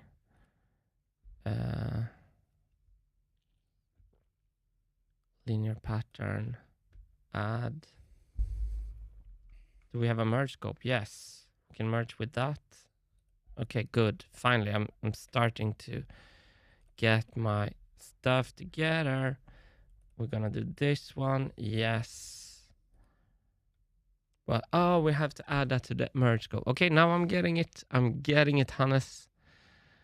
The linear pattern merge scope should also include this one. And I think we have our beautiful part. It is actually beautiful. Thank you. It's pretty fun if this works.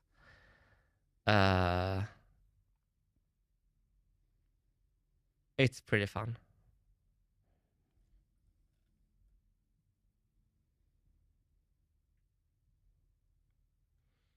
Hell yeah, it's gonna work.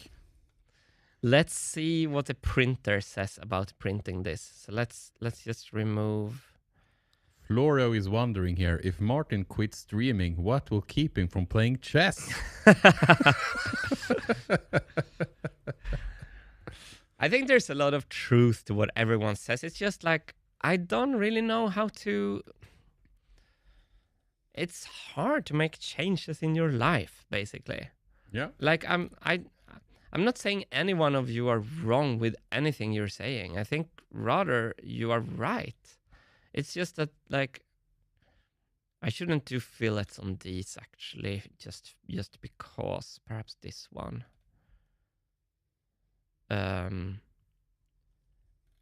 It would be just so nice if I could, like, immediately act and change how I function. I've been to 9 therapists my life. I've been 9. Yeah, I think that's an under exaggeration, actually. I think perhaps there's a little bit too little. I should actually see how much this can before printing this. I'm just going to see. And here comes Carmcraft with a donation and a comment. 0.8. The sunken cost fallacy is too big to give up. Yeah.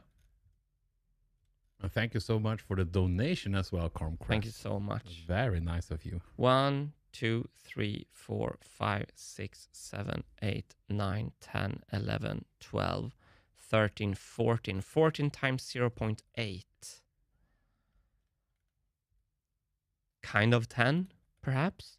I can't do those. And Stefan van der Heyden. Can we get a quick recap of the function/reason of this part? Yes. Let me just see if this why this fillet isn't showing.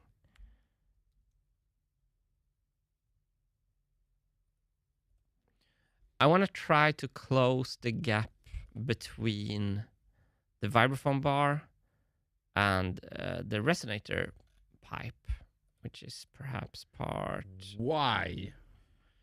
To increase the volume of the vibraphone while still having it move. So it's perfect storm with everything that everyone is not thinking I should do right now. And then I want to try to make this bellow thing that can contract in pure silicon and print it. It's something that I've been thinking about.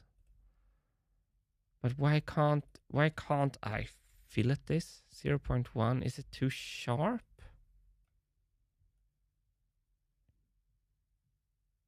So this might be an example of where I should have involved this in the sketch.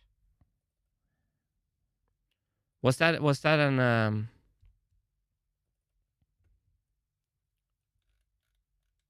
an okay explanation, Hannes?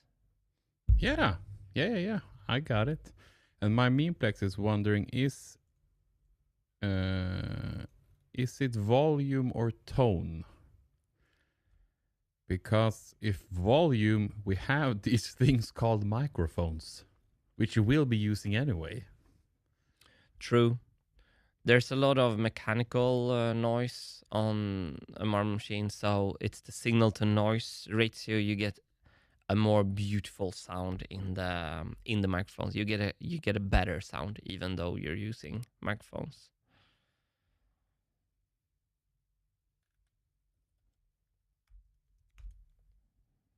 So it is, but it's also like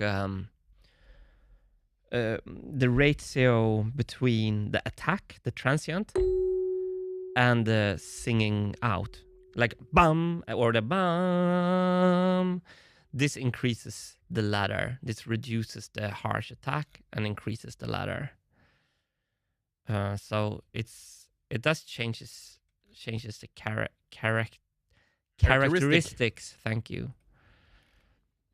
I'm gonna add this, and I'm gonna add this. Oh, that looks okay. We have one thing more to do in the first revolve. And then Hal comes here with a pretty nice comment to you here. I have a lot of empathy for Martin when it comes to his mental state regarding this project. I went through something similar in the past. I don't envy the pressure he's under. Thank you, Hal. And it feels a little bit stupid complaining because it's so it's like I'm having so much fun. It's my own, it's coming from me, like it's myself. So I think when you add like so much pressure to yourself, you it's a little bit ridiculous for me to complain about myself adding the pressure. But it is true. It's a pressure I think a lot of people would want, but it's I've been sacrificing almost like I've been sacrificing a music career. I've been sacrificing like a lot of it. I would do it again though, Hannes. That's fun. But that's very much because you are here with me, Sam. Also, you make it so much nicer. But it was a very nice comment, Hal. Thank you. And Andrea is wondering, with a donation here as well, what is the minimal internal dimension of the bellows? It's if you mean this, it's 36.2, which is the same as these PVC pipes, if that's what you meant.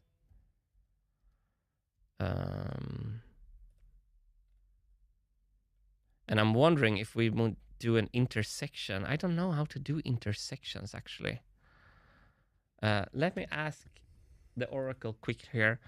How to do an intersection view in Onshape.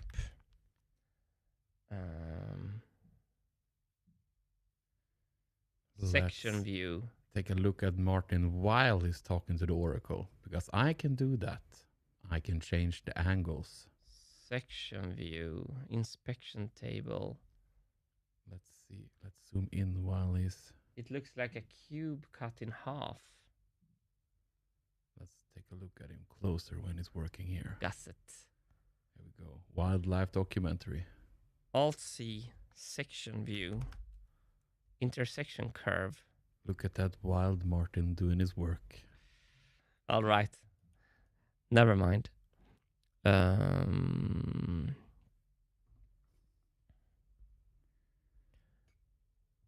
was just thinking about this inner corner here, if that should be...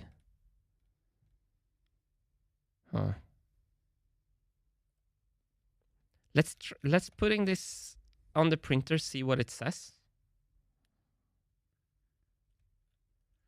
Harmcraft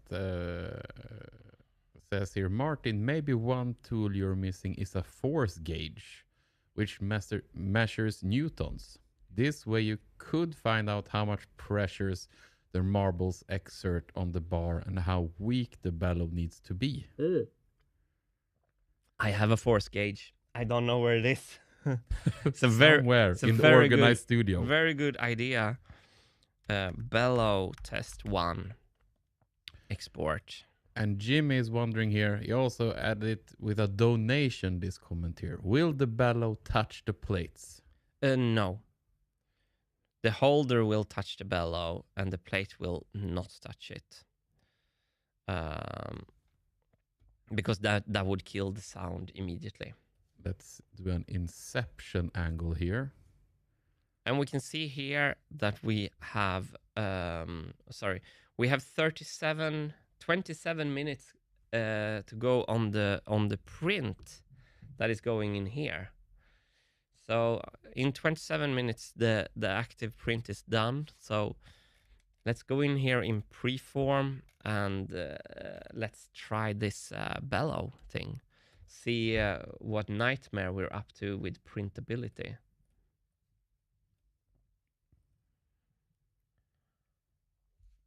This is a much bigger part.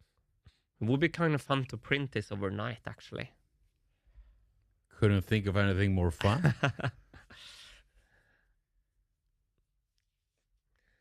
But fun also, a lot of people suggested now with the physical prototyping, the MVP. So perhaps we should do, that's good, people see the value in that as well, because that to me feels more like tinkering sometimes. Okay. Let's try to auto-orient. Okay, so it's even doing it as an angle here. You see that? Mm-hmm. I wonder why. Let's try auto supports.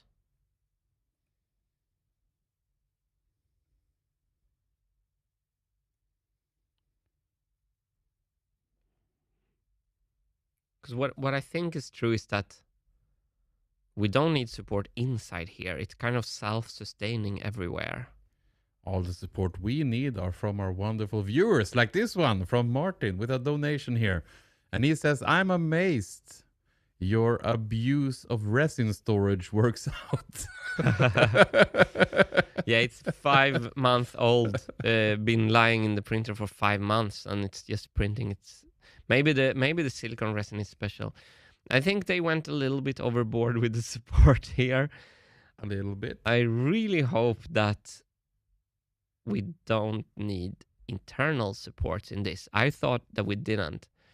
So let's clear the supports and let's do some manual support and see what happens. Perhaps I'm completely wrong here. I thought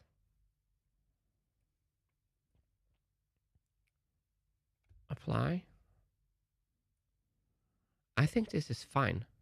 Mm-hmm. Like this. Because I think you see this, it's not hard red.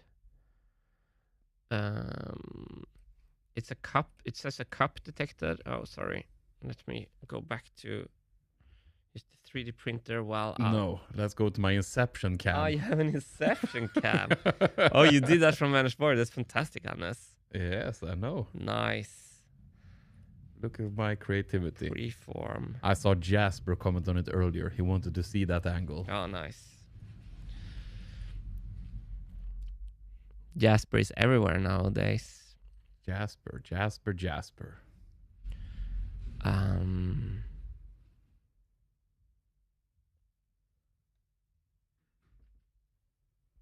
Yeah, I've never done anything like this. It's probably... I don't even know when to cut off the support, before or after curing. Probably absolutely before curing.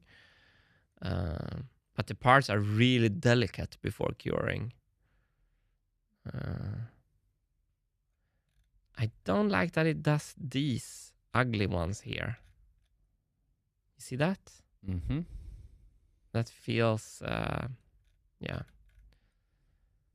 I think I'm gonna clear those I did, and I'm going to do a little bit less. Because you see, there's only like these really critical ones here. What if we only do the underside, like perhaps like so?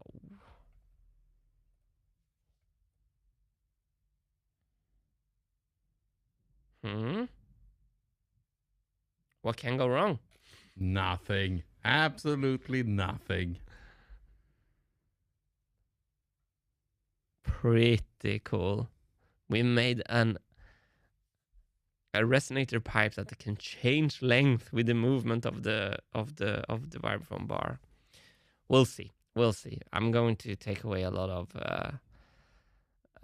lessons from this.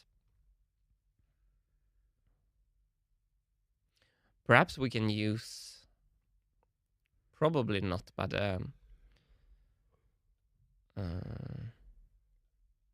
I should have definitely like designed the top with the holder in mind so they could intersect and click into each other perfectly. But that's fine. So here's not a full raft. Oh, because I had this none. I think here, I think I should do the raft. Mini rafts I want. And now I want to add this change that I used to do. But if I reset, yeah, okay. It did what I wanted it to do. No? Okay, clear. Not full raft. Okay, now we got full raft. Let's see what that does. Yeah, that's better. And Andrew says, Hannes, can I have an answer to my super chat? And I think you already got that, Andrew. It was the min internal dimension of the bellows. Martin answered that earlier. And you know that by head, don't you, Martin? I think it's like the PVC min 40 milliliter? 40 yeah, 40 is the outer dimension, and then the wall thickness is 1.9. So it's 36.2. 36.2. I think. There we go. So yeah, obviously the software isn't super impressed with me here. I have this idea that this will work. So I'm gonna run this print overnight. It's only 2 hours actually. I'm pretty surprised by that. 23 milliliters, and 1 liter is like 500 euros of this resin. So expensive. So yeah. Okay, great. Let's go back to Onshape. I'm gonna take a look at how the 3D printer is looking. Do we see anything happening on there? Okay, let me check the progress. It moved. It moved. Let me check the progress here. 22 minutes remaining. 22. Heck yeah. We will get it done today. I think that time is not always. It feels like that time goes slower than my clock on the computer. It's optimistic. It's a little bit. It's a little bit like me. I didn't want to say Yeah. it.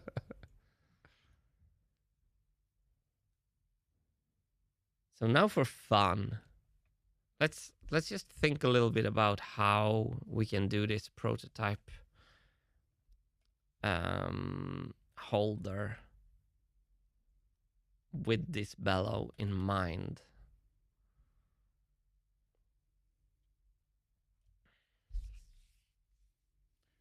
The supports will be impossible to cut out of those fine places. Rotate it 90 degrees. Dennis, yeah. If we rotate it 90 degrees, I'm gonna have support at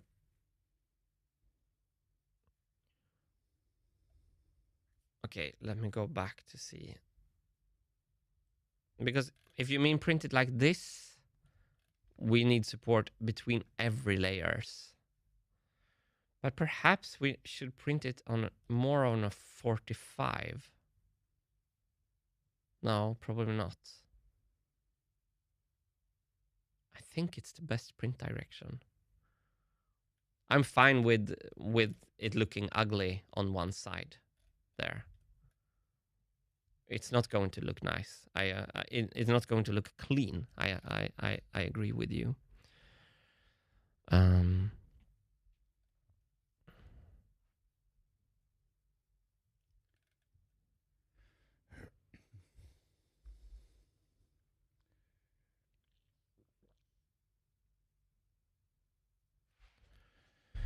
So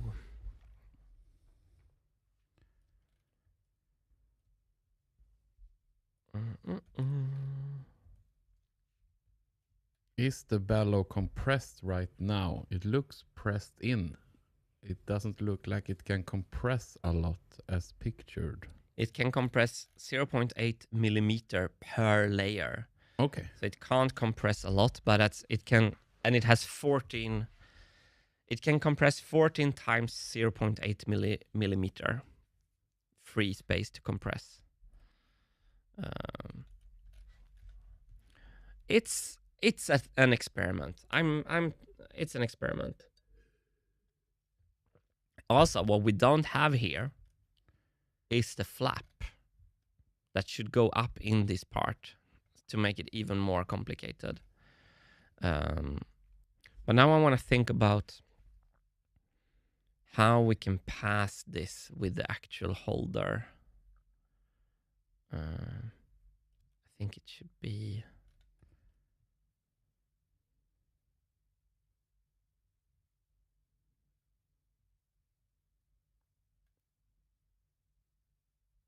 for the prototype, not perhaps for the machine itself.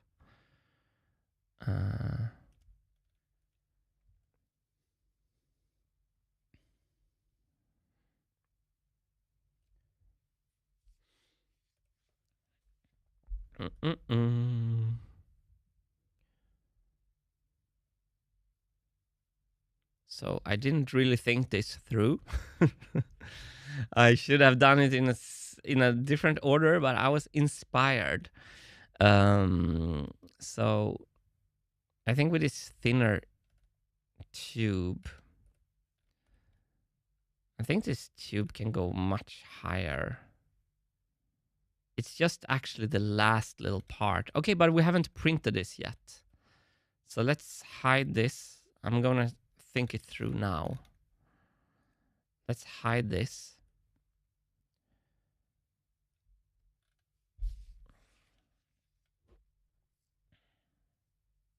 We should add the flap probably to not waste the resin, or just print that thing to learn how it feels in our hands.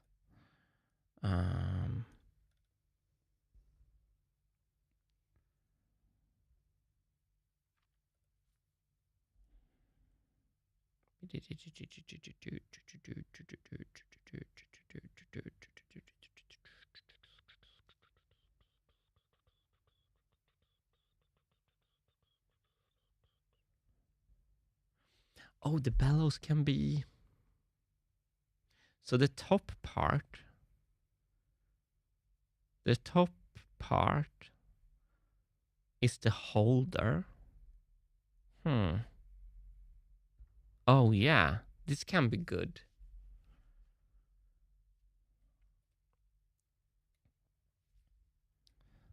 What about this, Hannes? New sketch.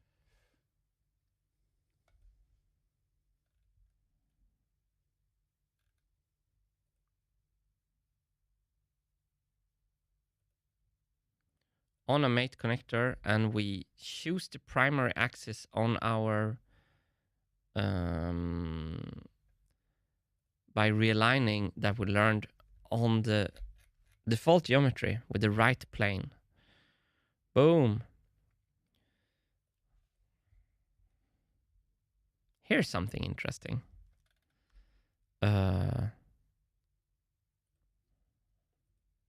So this is admittedly absolutely doing things in the wrong order, but that's I do that often. So the top part of the resonator pipe can be the holder.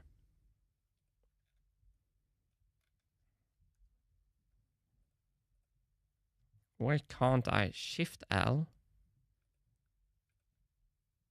Shift L is perpendicular. Why can't I do this one and this one perpendicular? It won't. It refuses because I'm not. Am I not in the sketch? Am I taking crazy pills? Okay, I can't. Something is off. I can't edit a sketch.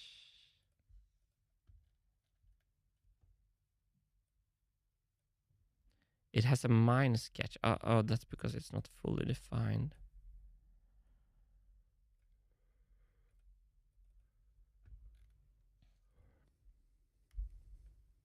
Okay, let's redo the software. Reboot.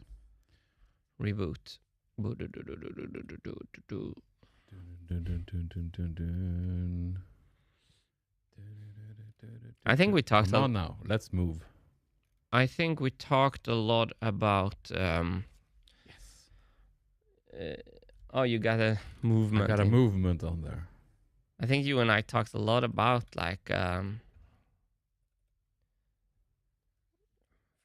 for how we're like picturing, how we've been picturing the project. Oh, now it works. And that we wanted it to be a little bit more raw as well. And not so just rose-colored glasses like we've been doing quite a lot. Yeah. Like showing all the best takes, best angles, yeah, best edits, happiest moments. Yeah. But perhaps now it's getting too mopey from my side. I don't know. What do you think, Hannes? I also like it, kind of. It speaks the truth. It is frustrating. 36.2 divided into... Something that is hard is frustrating. Want to hide that old sketch. Oh, I like this idea. I really like this idea.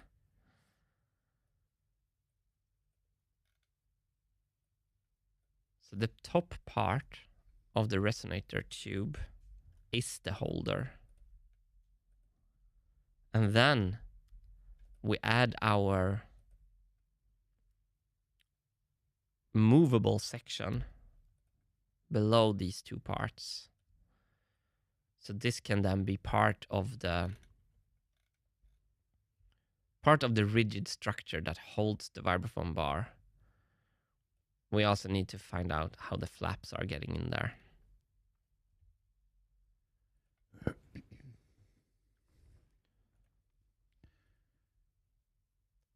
So this is the beginning of the actual holder. I'm just gonna sketch out something stupid. to show everyone what I mean. So this will move with the plate, which will become obvious soon. This is fun.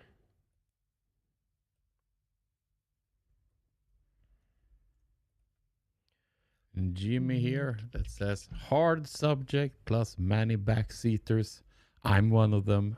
Equals frustration. Nah, Heart. that's nice of you. I would never want to call this intelligent chat for backseaters. Actually, even just in a lovely, with a lovely tone. Then I guess.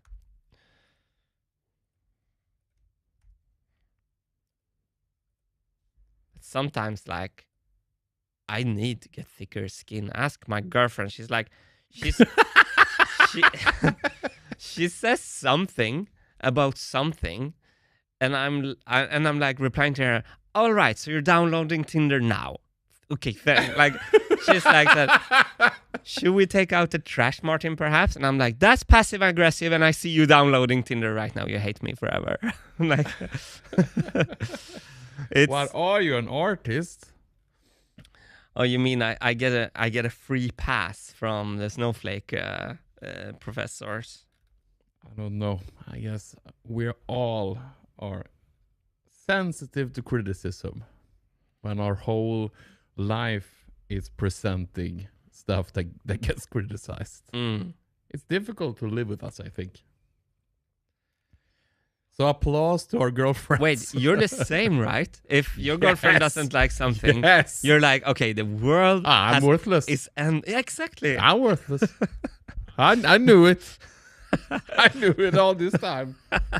Yeah, damn it. It's so pathetic. Yeah, it can be. And also, then how will they ever feel like any freedom in expressing what they feel if they know that we will just melt at the first mention? Because I guess we have some redeeming qualities as well. We have to surf on those redeeming qualities, right? We have to admit we're not perfect. I know. So much fun. Yeah, we're very alike in many ways, actually. Yeah. I wonder why we enjoy working together. Perhaps we're enabling too much of that snowflakiness. I don't know. You don't like me. I don't like that. You don't like me saying that. I don't like that. Yeah. Now we can just scrap everything.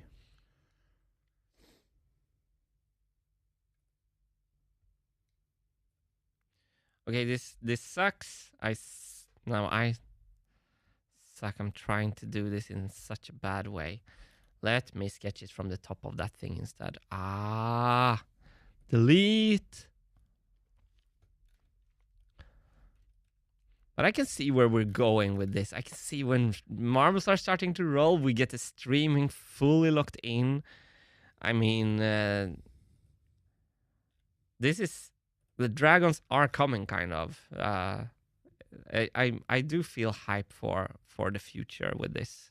Chat really wants a sketch cam, and they want you to bring back pen and paper for faster brainstorming and faster... Yeah, it's a good idea.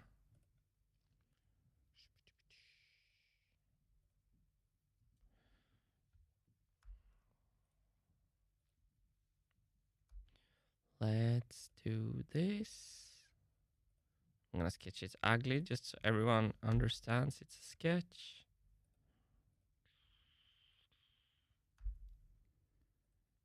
It feels a bit over-engineered for what it needs to prove. No, I see. I've been thinking about this for years after Martian X. So I've been having kind of these thoughts about this, and I think, like, you're right that a prototype should only be as complicated as it needs to be.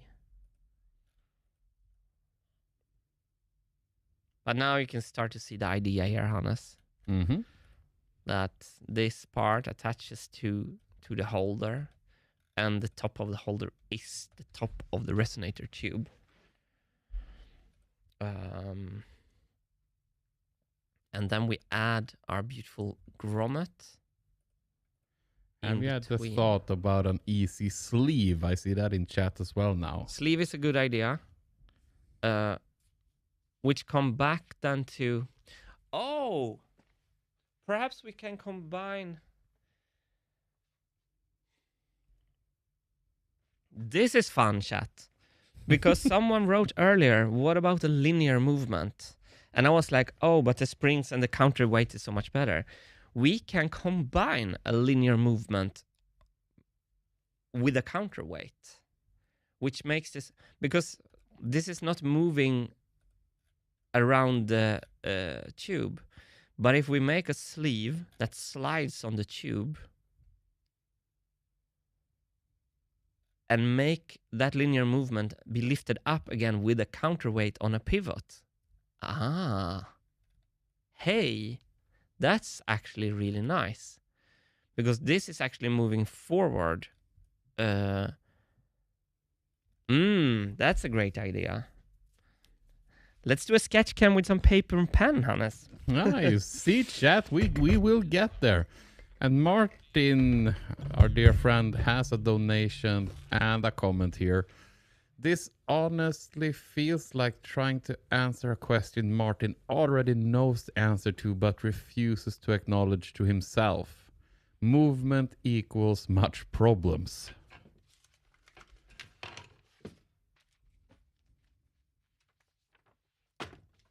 Sorry, I didn't quite catch you there, Hannes. Oh no, don't play that on me. I know you got headphones on. Sorry, I was getting sketched for this nice linear... No. I can't hear it.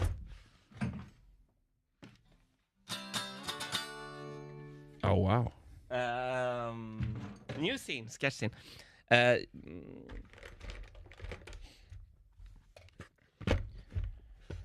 Paul Drover. I'm going to answer you, Martin. Thank you for the comment. Paul Drover, the design requirement teacher that we have scheduled for a stream Monday afternoon next week,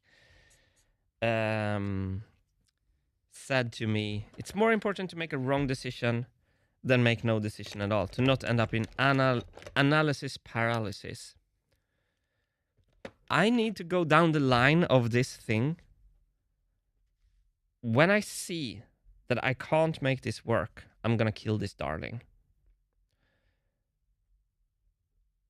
I wish my brain was more nimble, so I could just like, oh, let's make it simpler, we're gonna kill this darling. It's not how I work. I can't change myself, apparently. I'm not like... But I will change my mind if I see that I do have to. I think it's like all this time you're seeing me spending, it's not only on the movement. I'm building up the prototype that we're going to try the dampeners, we're going to try everything, we're going to try the marble drops, we're going to try everything. It's like I'm preparing like a little Vibraphone laboratory almost. So yeah. It's... Om inte hade funnits hade gumman skjutit björnen med kvasten, vilket... So there's my... There you have it. Okay, we have a sketch cam. We have pen and paper. I'm gonna take which one? And adjust the Sony one, the XDA. The XDA is pretty nice. Hang on, I don't hear you now, Hannes. Yeah. You have to entertain the crowd. Oh wow, he just leaves me hanging with you. Which is a great moment for me to just bring up, and especially during these streams when we have a lot of frustration building up here, to be reminded that people still believe in this is crucial for us. Yeah, we're still working hard. I'm working hard to keep Martin above the water here. And the fact that a lot of you are backing this journey makes it all possible for us. So we appreciate it greatly. And I know that Chat, you write a lot of great things. I can't read everything. I try to pick up every now and then on some stuff. I don't want to derail too much, but sometimes it's good. Like now we get a sketch cam. People will love that. So let's see if Martin just gets that set up. So let's see. Andrea found 40mm FlexiTube on Amazon and sent the link. So where did you send that, Andrea? Did you send an email or something like that?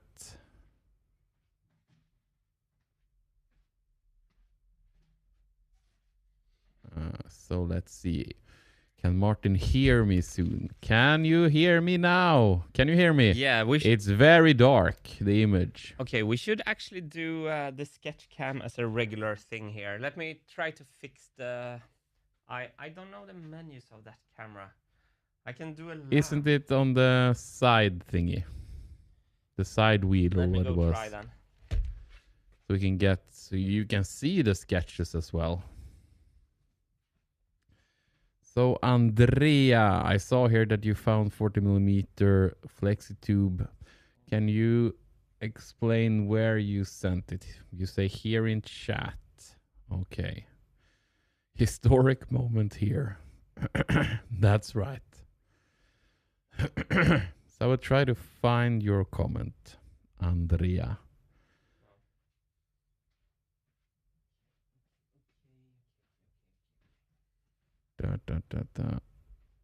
Difficult.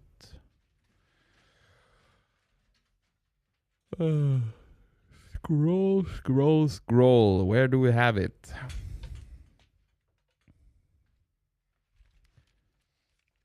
Can you post it again, would you, Andrea, so I can take a look at it?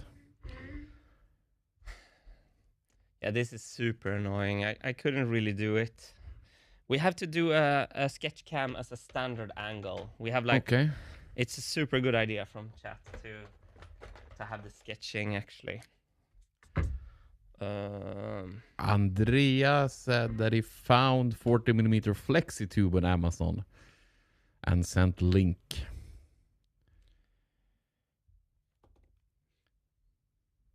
Yeah, I think... Okay, I think...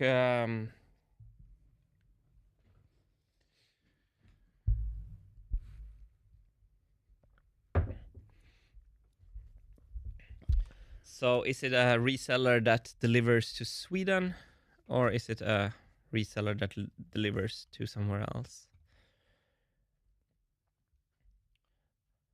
Yeah, that's annoying. I can't fix that. Should we do with the A7 III instead?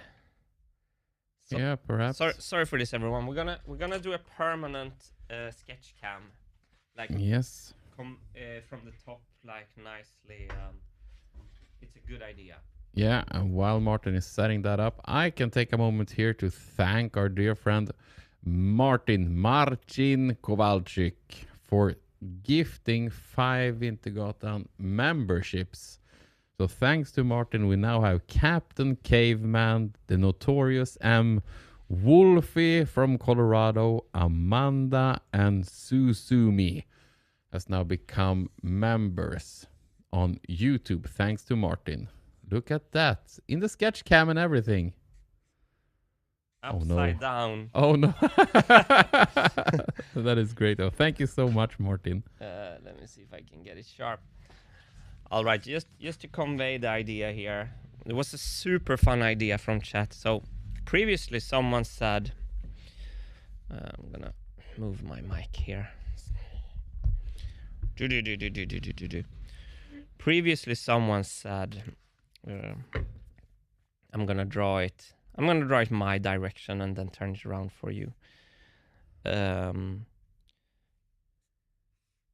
So I started with this pivot idea and a counterweight here. So it's pivoting forward like that, and the weight is doing that and pivot like this. Problem here is that we have a kind of an arc movement here. It's not moving along the axle of the resonator bar. So then someone said, why not make a linear movement? So if we do a close-up of the bar here, and here's the resonator bar. So we're thinking about a linear movement like that. So it moves straight down. It moves with the resonator tube. And I said then that springs have been super hard, or like I really wanted a counterweight.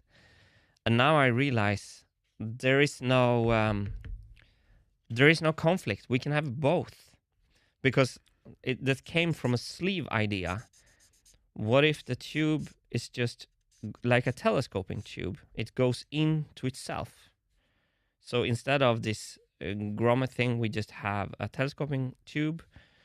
And what I really like is that I think we can do both. So let me just draw that from my angle. So let's say the plate is moving, and I think it looked, the tilt is nice, but the downward, the full downward press is also perhaps really, really cool. So we have some, these are just to show some linear stuff. And a sleeve. So we can see through that there. A little sleeve. And then the only thing we need to do is to not get this stuck here, but we have a pivot point here to the pivoting arm with the counterweight. Wait, it needs to be a slot down here somehow. Okay, we need to figure that out. Which means that this can move completely linearly with the resonator pipe, while we can still have a pivot arm with this counterweight to lift it back up. So we need some kind of, this can kind of just sit like a lifting thing underneath something and just push it back up. That would perhaps start to... Anyway, it's a fun idea because it might combine the best of both worlds. Because I found it really efficient when we have a long arm here, really short arm here with a heavy adjustable weight. There's something in that makes it really simple for the marble to create this nice movement. The return action, we can tune this really simply by adding more and more weight. And then we can have this sleeve idea. So the sleeve idea is, if we look at the tube like this, we can have another tube that goes over it and at the end like that. And then we can have, for example, in this tube, we can have the flaps. How would I draw the flaps? Like that from the side, the vibrating flaps. I never thought I could combine these two ideas into one. So that was a brand new idea from chat that I'm really happy about, because that could make our life so much simpler, actually. I don't know about the look, Hannes, when the bar is depressed straight down. Do you think that is worse or better, or you don't care? It's difficult to know before I see it. But I think this could. I also think there is some, if we make this linear stuff, however we make it, it's gonna keep the vibraphone bar at a very precise location, which is good. They're not going to like move sideways. They're just going to be super controlled and feel mechanic, kind of.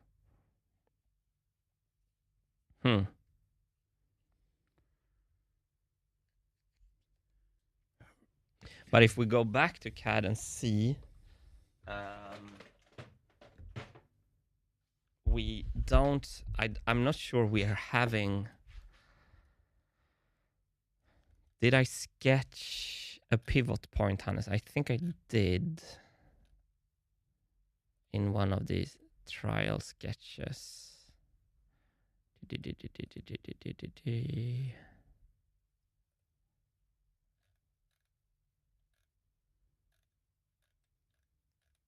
Is it over here somewhere?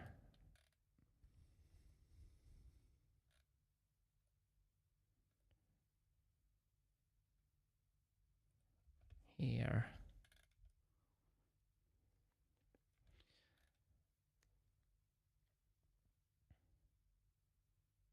So yeah.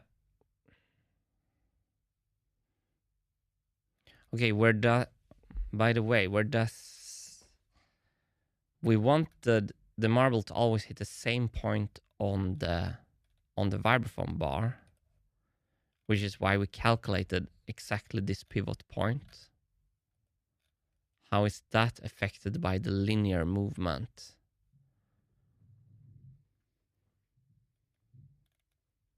If it's angled like this, the linear movement is actually worse, because then that will make the marble hit a bit lower on the plate, which might be fine. It's not very often it will be hit in its downward position, so I think that's fine actually. The repeated note is fine. I really like that idea. It actually helps, it could help a lot to simplify things. Because if we were to use this one, let's see if I can move this. Where is the transform? Translate by line. But I need a sketch then. I need this line, all right?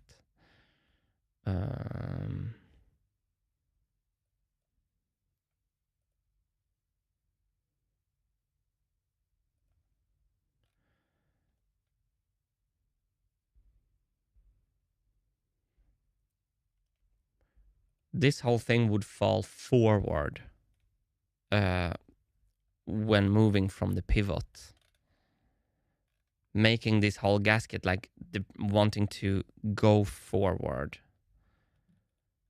and having it move just linearly together with this would make everything so much easier for the vibrating flaps. It's a great idea from chat actually, or the combination.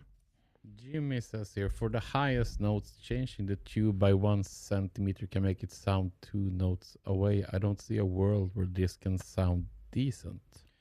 It's so the thing is, Jimmy, the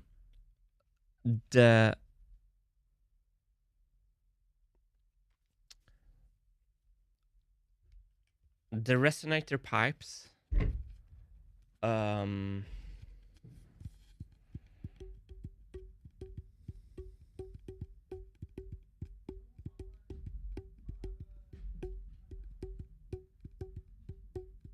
they have like a tuning.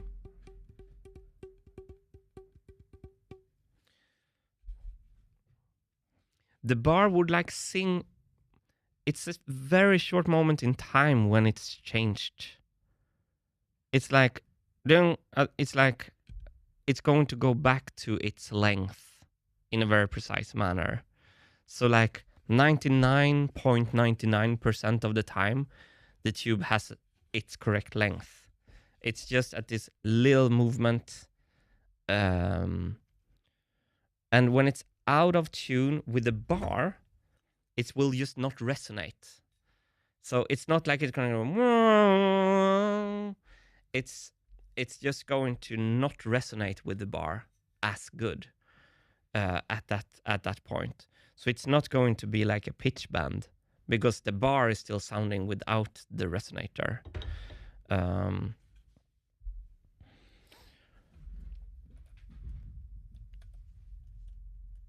I really like this idea of the sleeve, because then the holder can basically just slide outside on the pipe.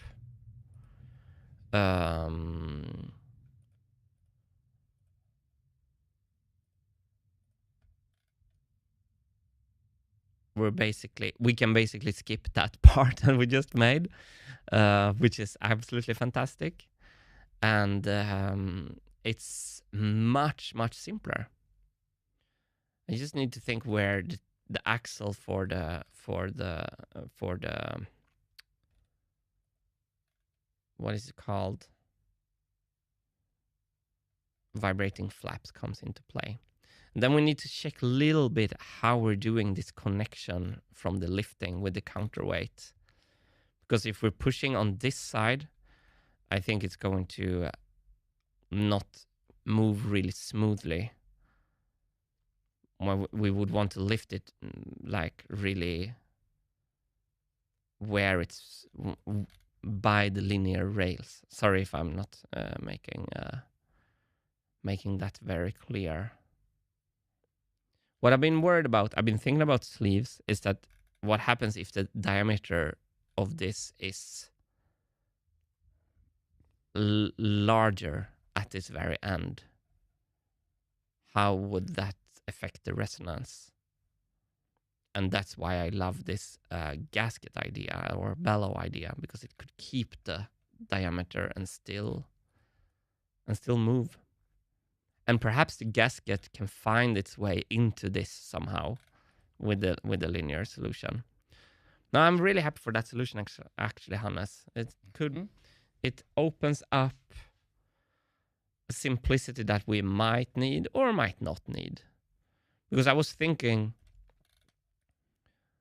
if this falls forward with a pivot, that it could slide on top of the gasket and then be back in sync. Yeah, there's a lot of thoughts.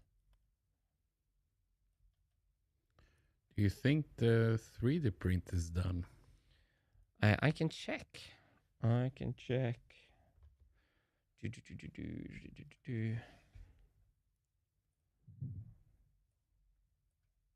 No active prints. It's done. It's done. Okay. I wonder if you should entertain the audience. If I go in and clean the part, you can film me. I don't think I can talk. I'm gonna leave the wireless so you don't have the static. Okay.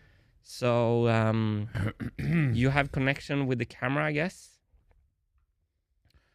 I can show my messy process of cleaning the printer. Okay. Should we do that?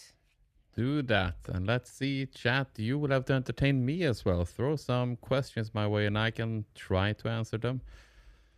I can't answer all the complex stuff that Martin knows everything about, but I can try my best.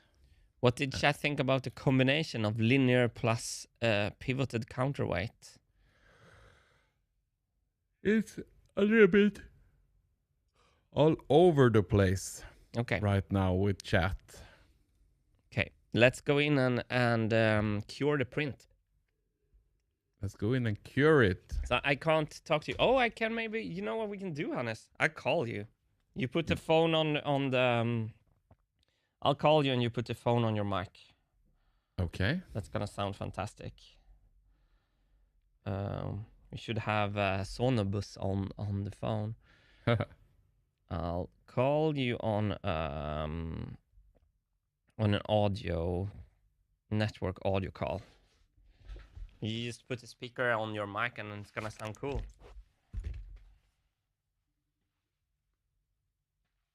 There we go. There we go. Wonder if people can hear you at all. If you push the phone up against your mic, they should absolutely hear me. We can see what they say. Otherwise, just put it on speaker. You can put it on speaker. Do that. There we go. Yeah. There we go. We have Martin through the magic of phones. Low-tech solution here. So you can see my messy process. Here we are. There we are. On the printer. Oh, it's the first time seeing supports. That looks really messy. Fun. So I'm going to be working here on the desk. So I'm going to see if I can move the camera so you can see a bit better what I'm doing. Can you see down here, Hannes, if you follow my hand? Yeah. No, I mean on the table the camera is on. Not really. It's I think this, something like that. This is what I want to show. Yep. You see here? Yep.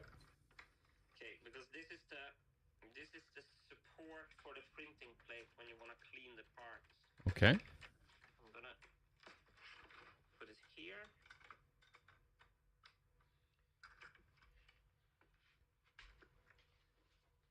Safety first.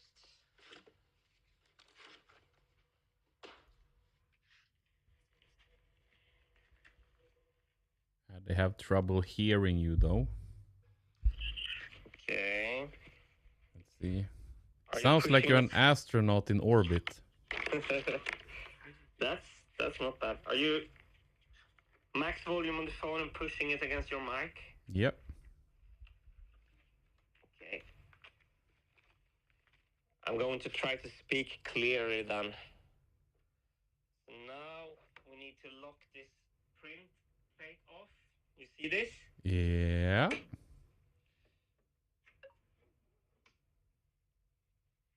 So, and then the print goes on to that one. So that's kind of holding this while we're cleaning the build surface. And I've never done this before, so it's probably if someone in chat knows how to do resin printing, they can give me a lot of advice here. But this is to actually I don't need that because we're going to start the second print. That's for the there. And then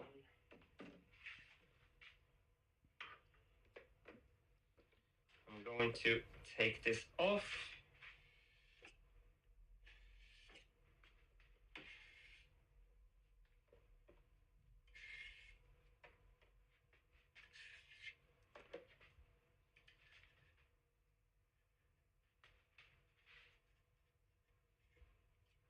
Probably start with the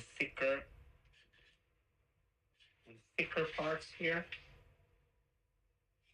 Right, I can switch to phone. Can you hear me, Hannes? Yep. Are you seeing this? Yes. Cool. Using your spatula. Yeah. So here's the uncured part. We're coming back to that one soon. First, I'm gonna clean. Oh wait, I can actually. First, I'm gonna clean this off. And the guy from Formlabs with the intro meeting said that there's no. I don't have to worry if I make marks in this print surface. That just makes the first layer adhesion become even better. Okay. So if this becomes worn. Then we're having this stuff, the isopropanol, which is like some kind of pure alcohol. And so I'm just cleaning the build plate with that. Yeah.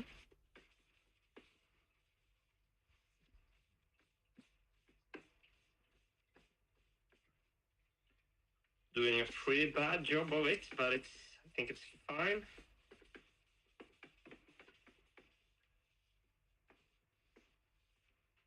All right.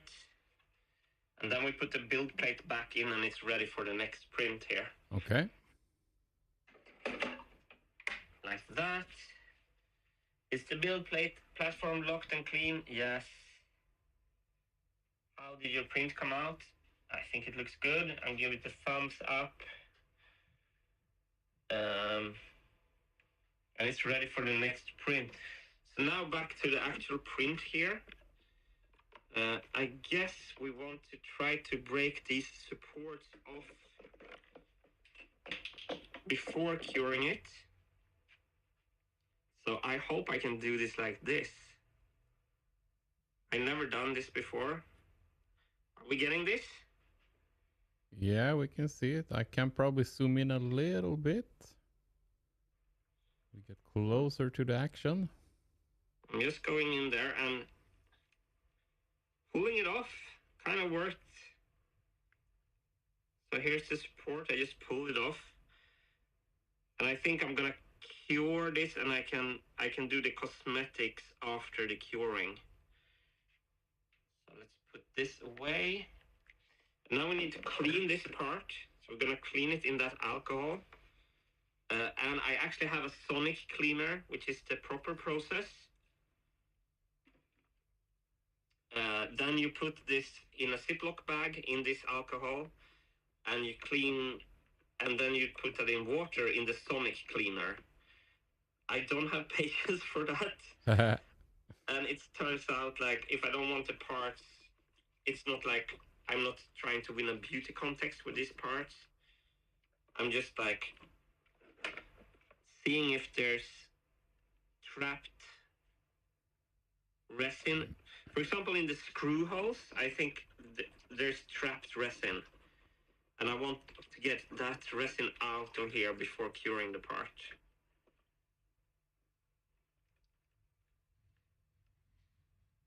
Can I see through the screw holes? No, they look... I hope they went good. Perhaps I need something to stick through there to get the resin out. I can use some 3D printed filament, perhaps. 3D print filament, I mean. So I'm taking just a bit of filament. Oh, there's through holes, but there's a lot of resin in the holes here. I don't know if you see that coming out there. I'm enhancing. I hate the smell of chemicals. It's not for me. This feels so dirty too. It's not like woodworking or anything. It feels like I'm killing a lot of the polar bears here. I'm doing it like this.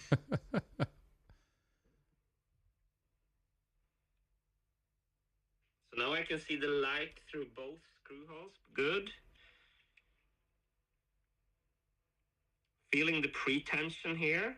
Like it's not cured yet.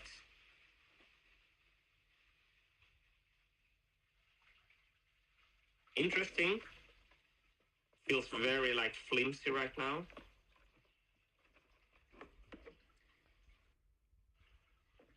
So I should probably clean this much more, but I don't really have the patience for that. Great. Now we're going into the last step here, the curing. I'm just gonna get some... I think normally you don't want to like mistreat your parts like this when they're not cured. You want to just handle them with care and have them like clean themselves or something. I figure this is actually working really well for me like this.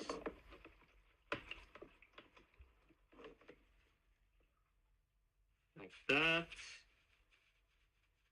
People are screaming that you should wear your respirator. Oh, for the alcohol, yeah, that could probably be. So now you have a glass of water here.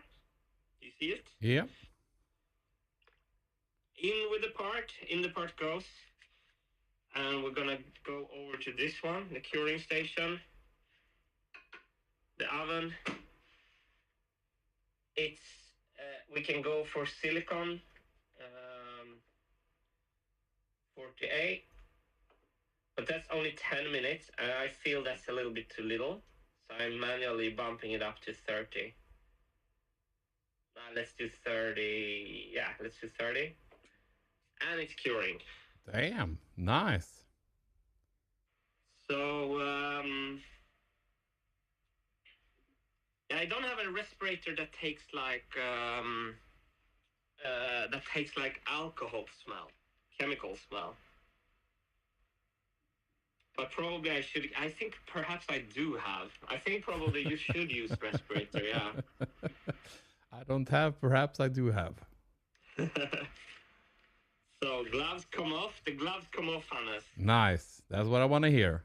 Yeah, and we're gonna go and print that gasket we made just to learn about it. So we have one in the oven, and we're gonna make one more. Great. And this is how beautiful Hannes is on my phone. There he is. Yeah, Vanessa Paradis. Yeah. All right.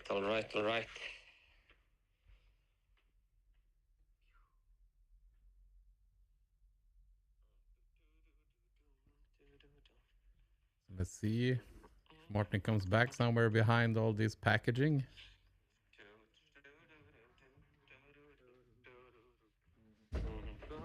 There he comes. And I missed him. Da da da da da. All right, let's do. I want to try printing this one to learn, and perhaps we proved everyone right in this stream that we should think more theoretically before, because basically by the end of the stream we decided that we were doing the wrong solution. But also, like, would we have found that mix of solution if I wouldn't have sit here talked to you and everyone? I don't know.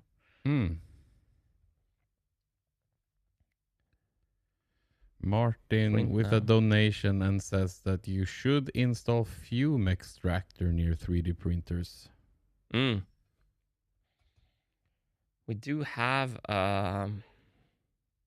yeah, that's why we have them in another room, so I don't have them by me, so I just go in and I go out, but that could probably be better.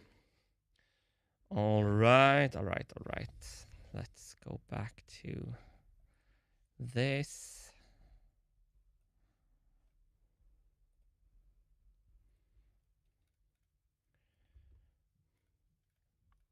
The linear movement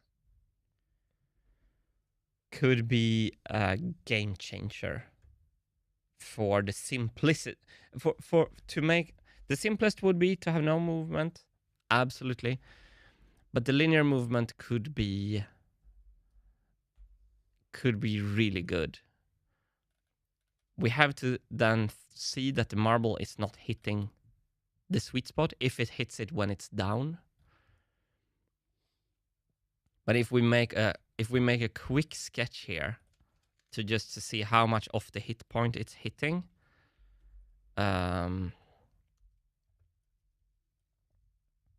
wait.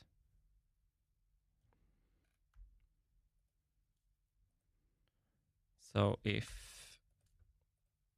we're doing this perpendicular, so it moves, let's say it moves 12 millimeter. It moves this much.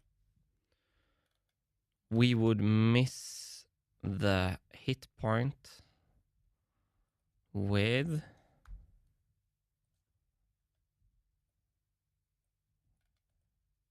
4.3 millimeters. And when I play these bars with my mallets, I feel the sweet spot to hit them is much larger than that. So I think that could be fine.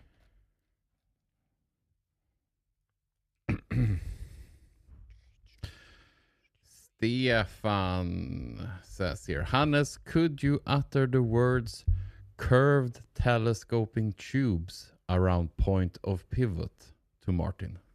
Curved telescoping tubes around point of pivot, Stefan. Curved telescoping tubes around the point of pivot. 3-minute warning, Martin. So basically what you're saying, Stefan, is that we could actually make an even more combination that just curves the end of the tube in the same... that's also interesting, Stefan. I've been thinking about something like that as well. So it would be lots to think about. And I think this is I feel this is where Marble Machine 3 starts. I feel so happy to be solving this one issue. I feel like we've been doing great work. So yeah, today we designed, let me show you what we have done today. Thank you, Stefan, for the curved tubes. Back to reality.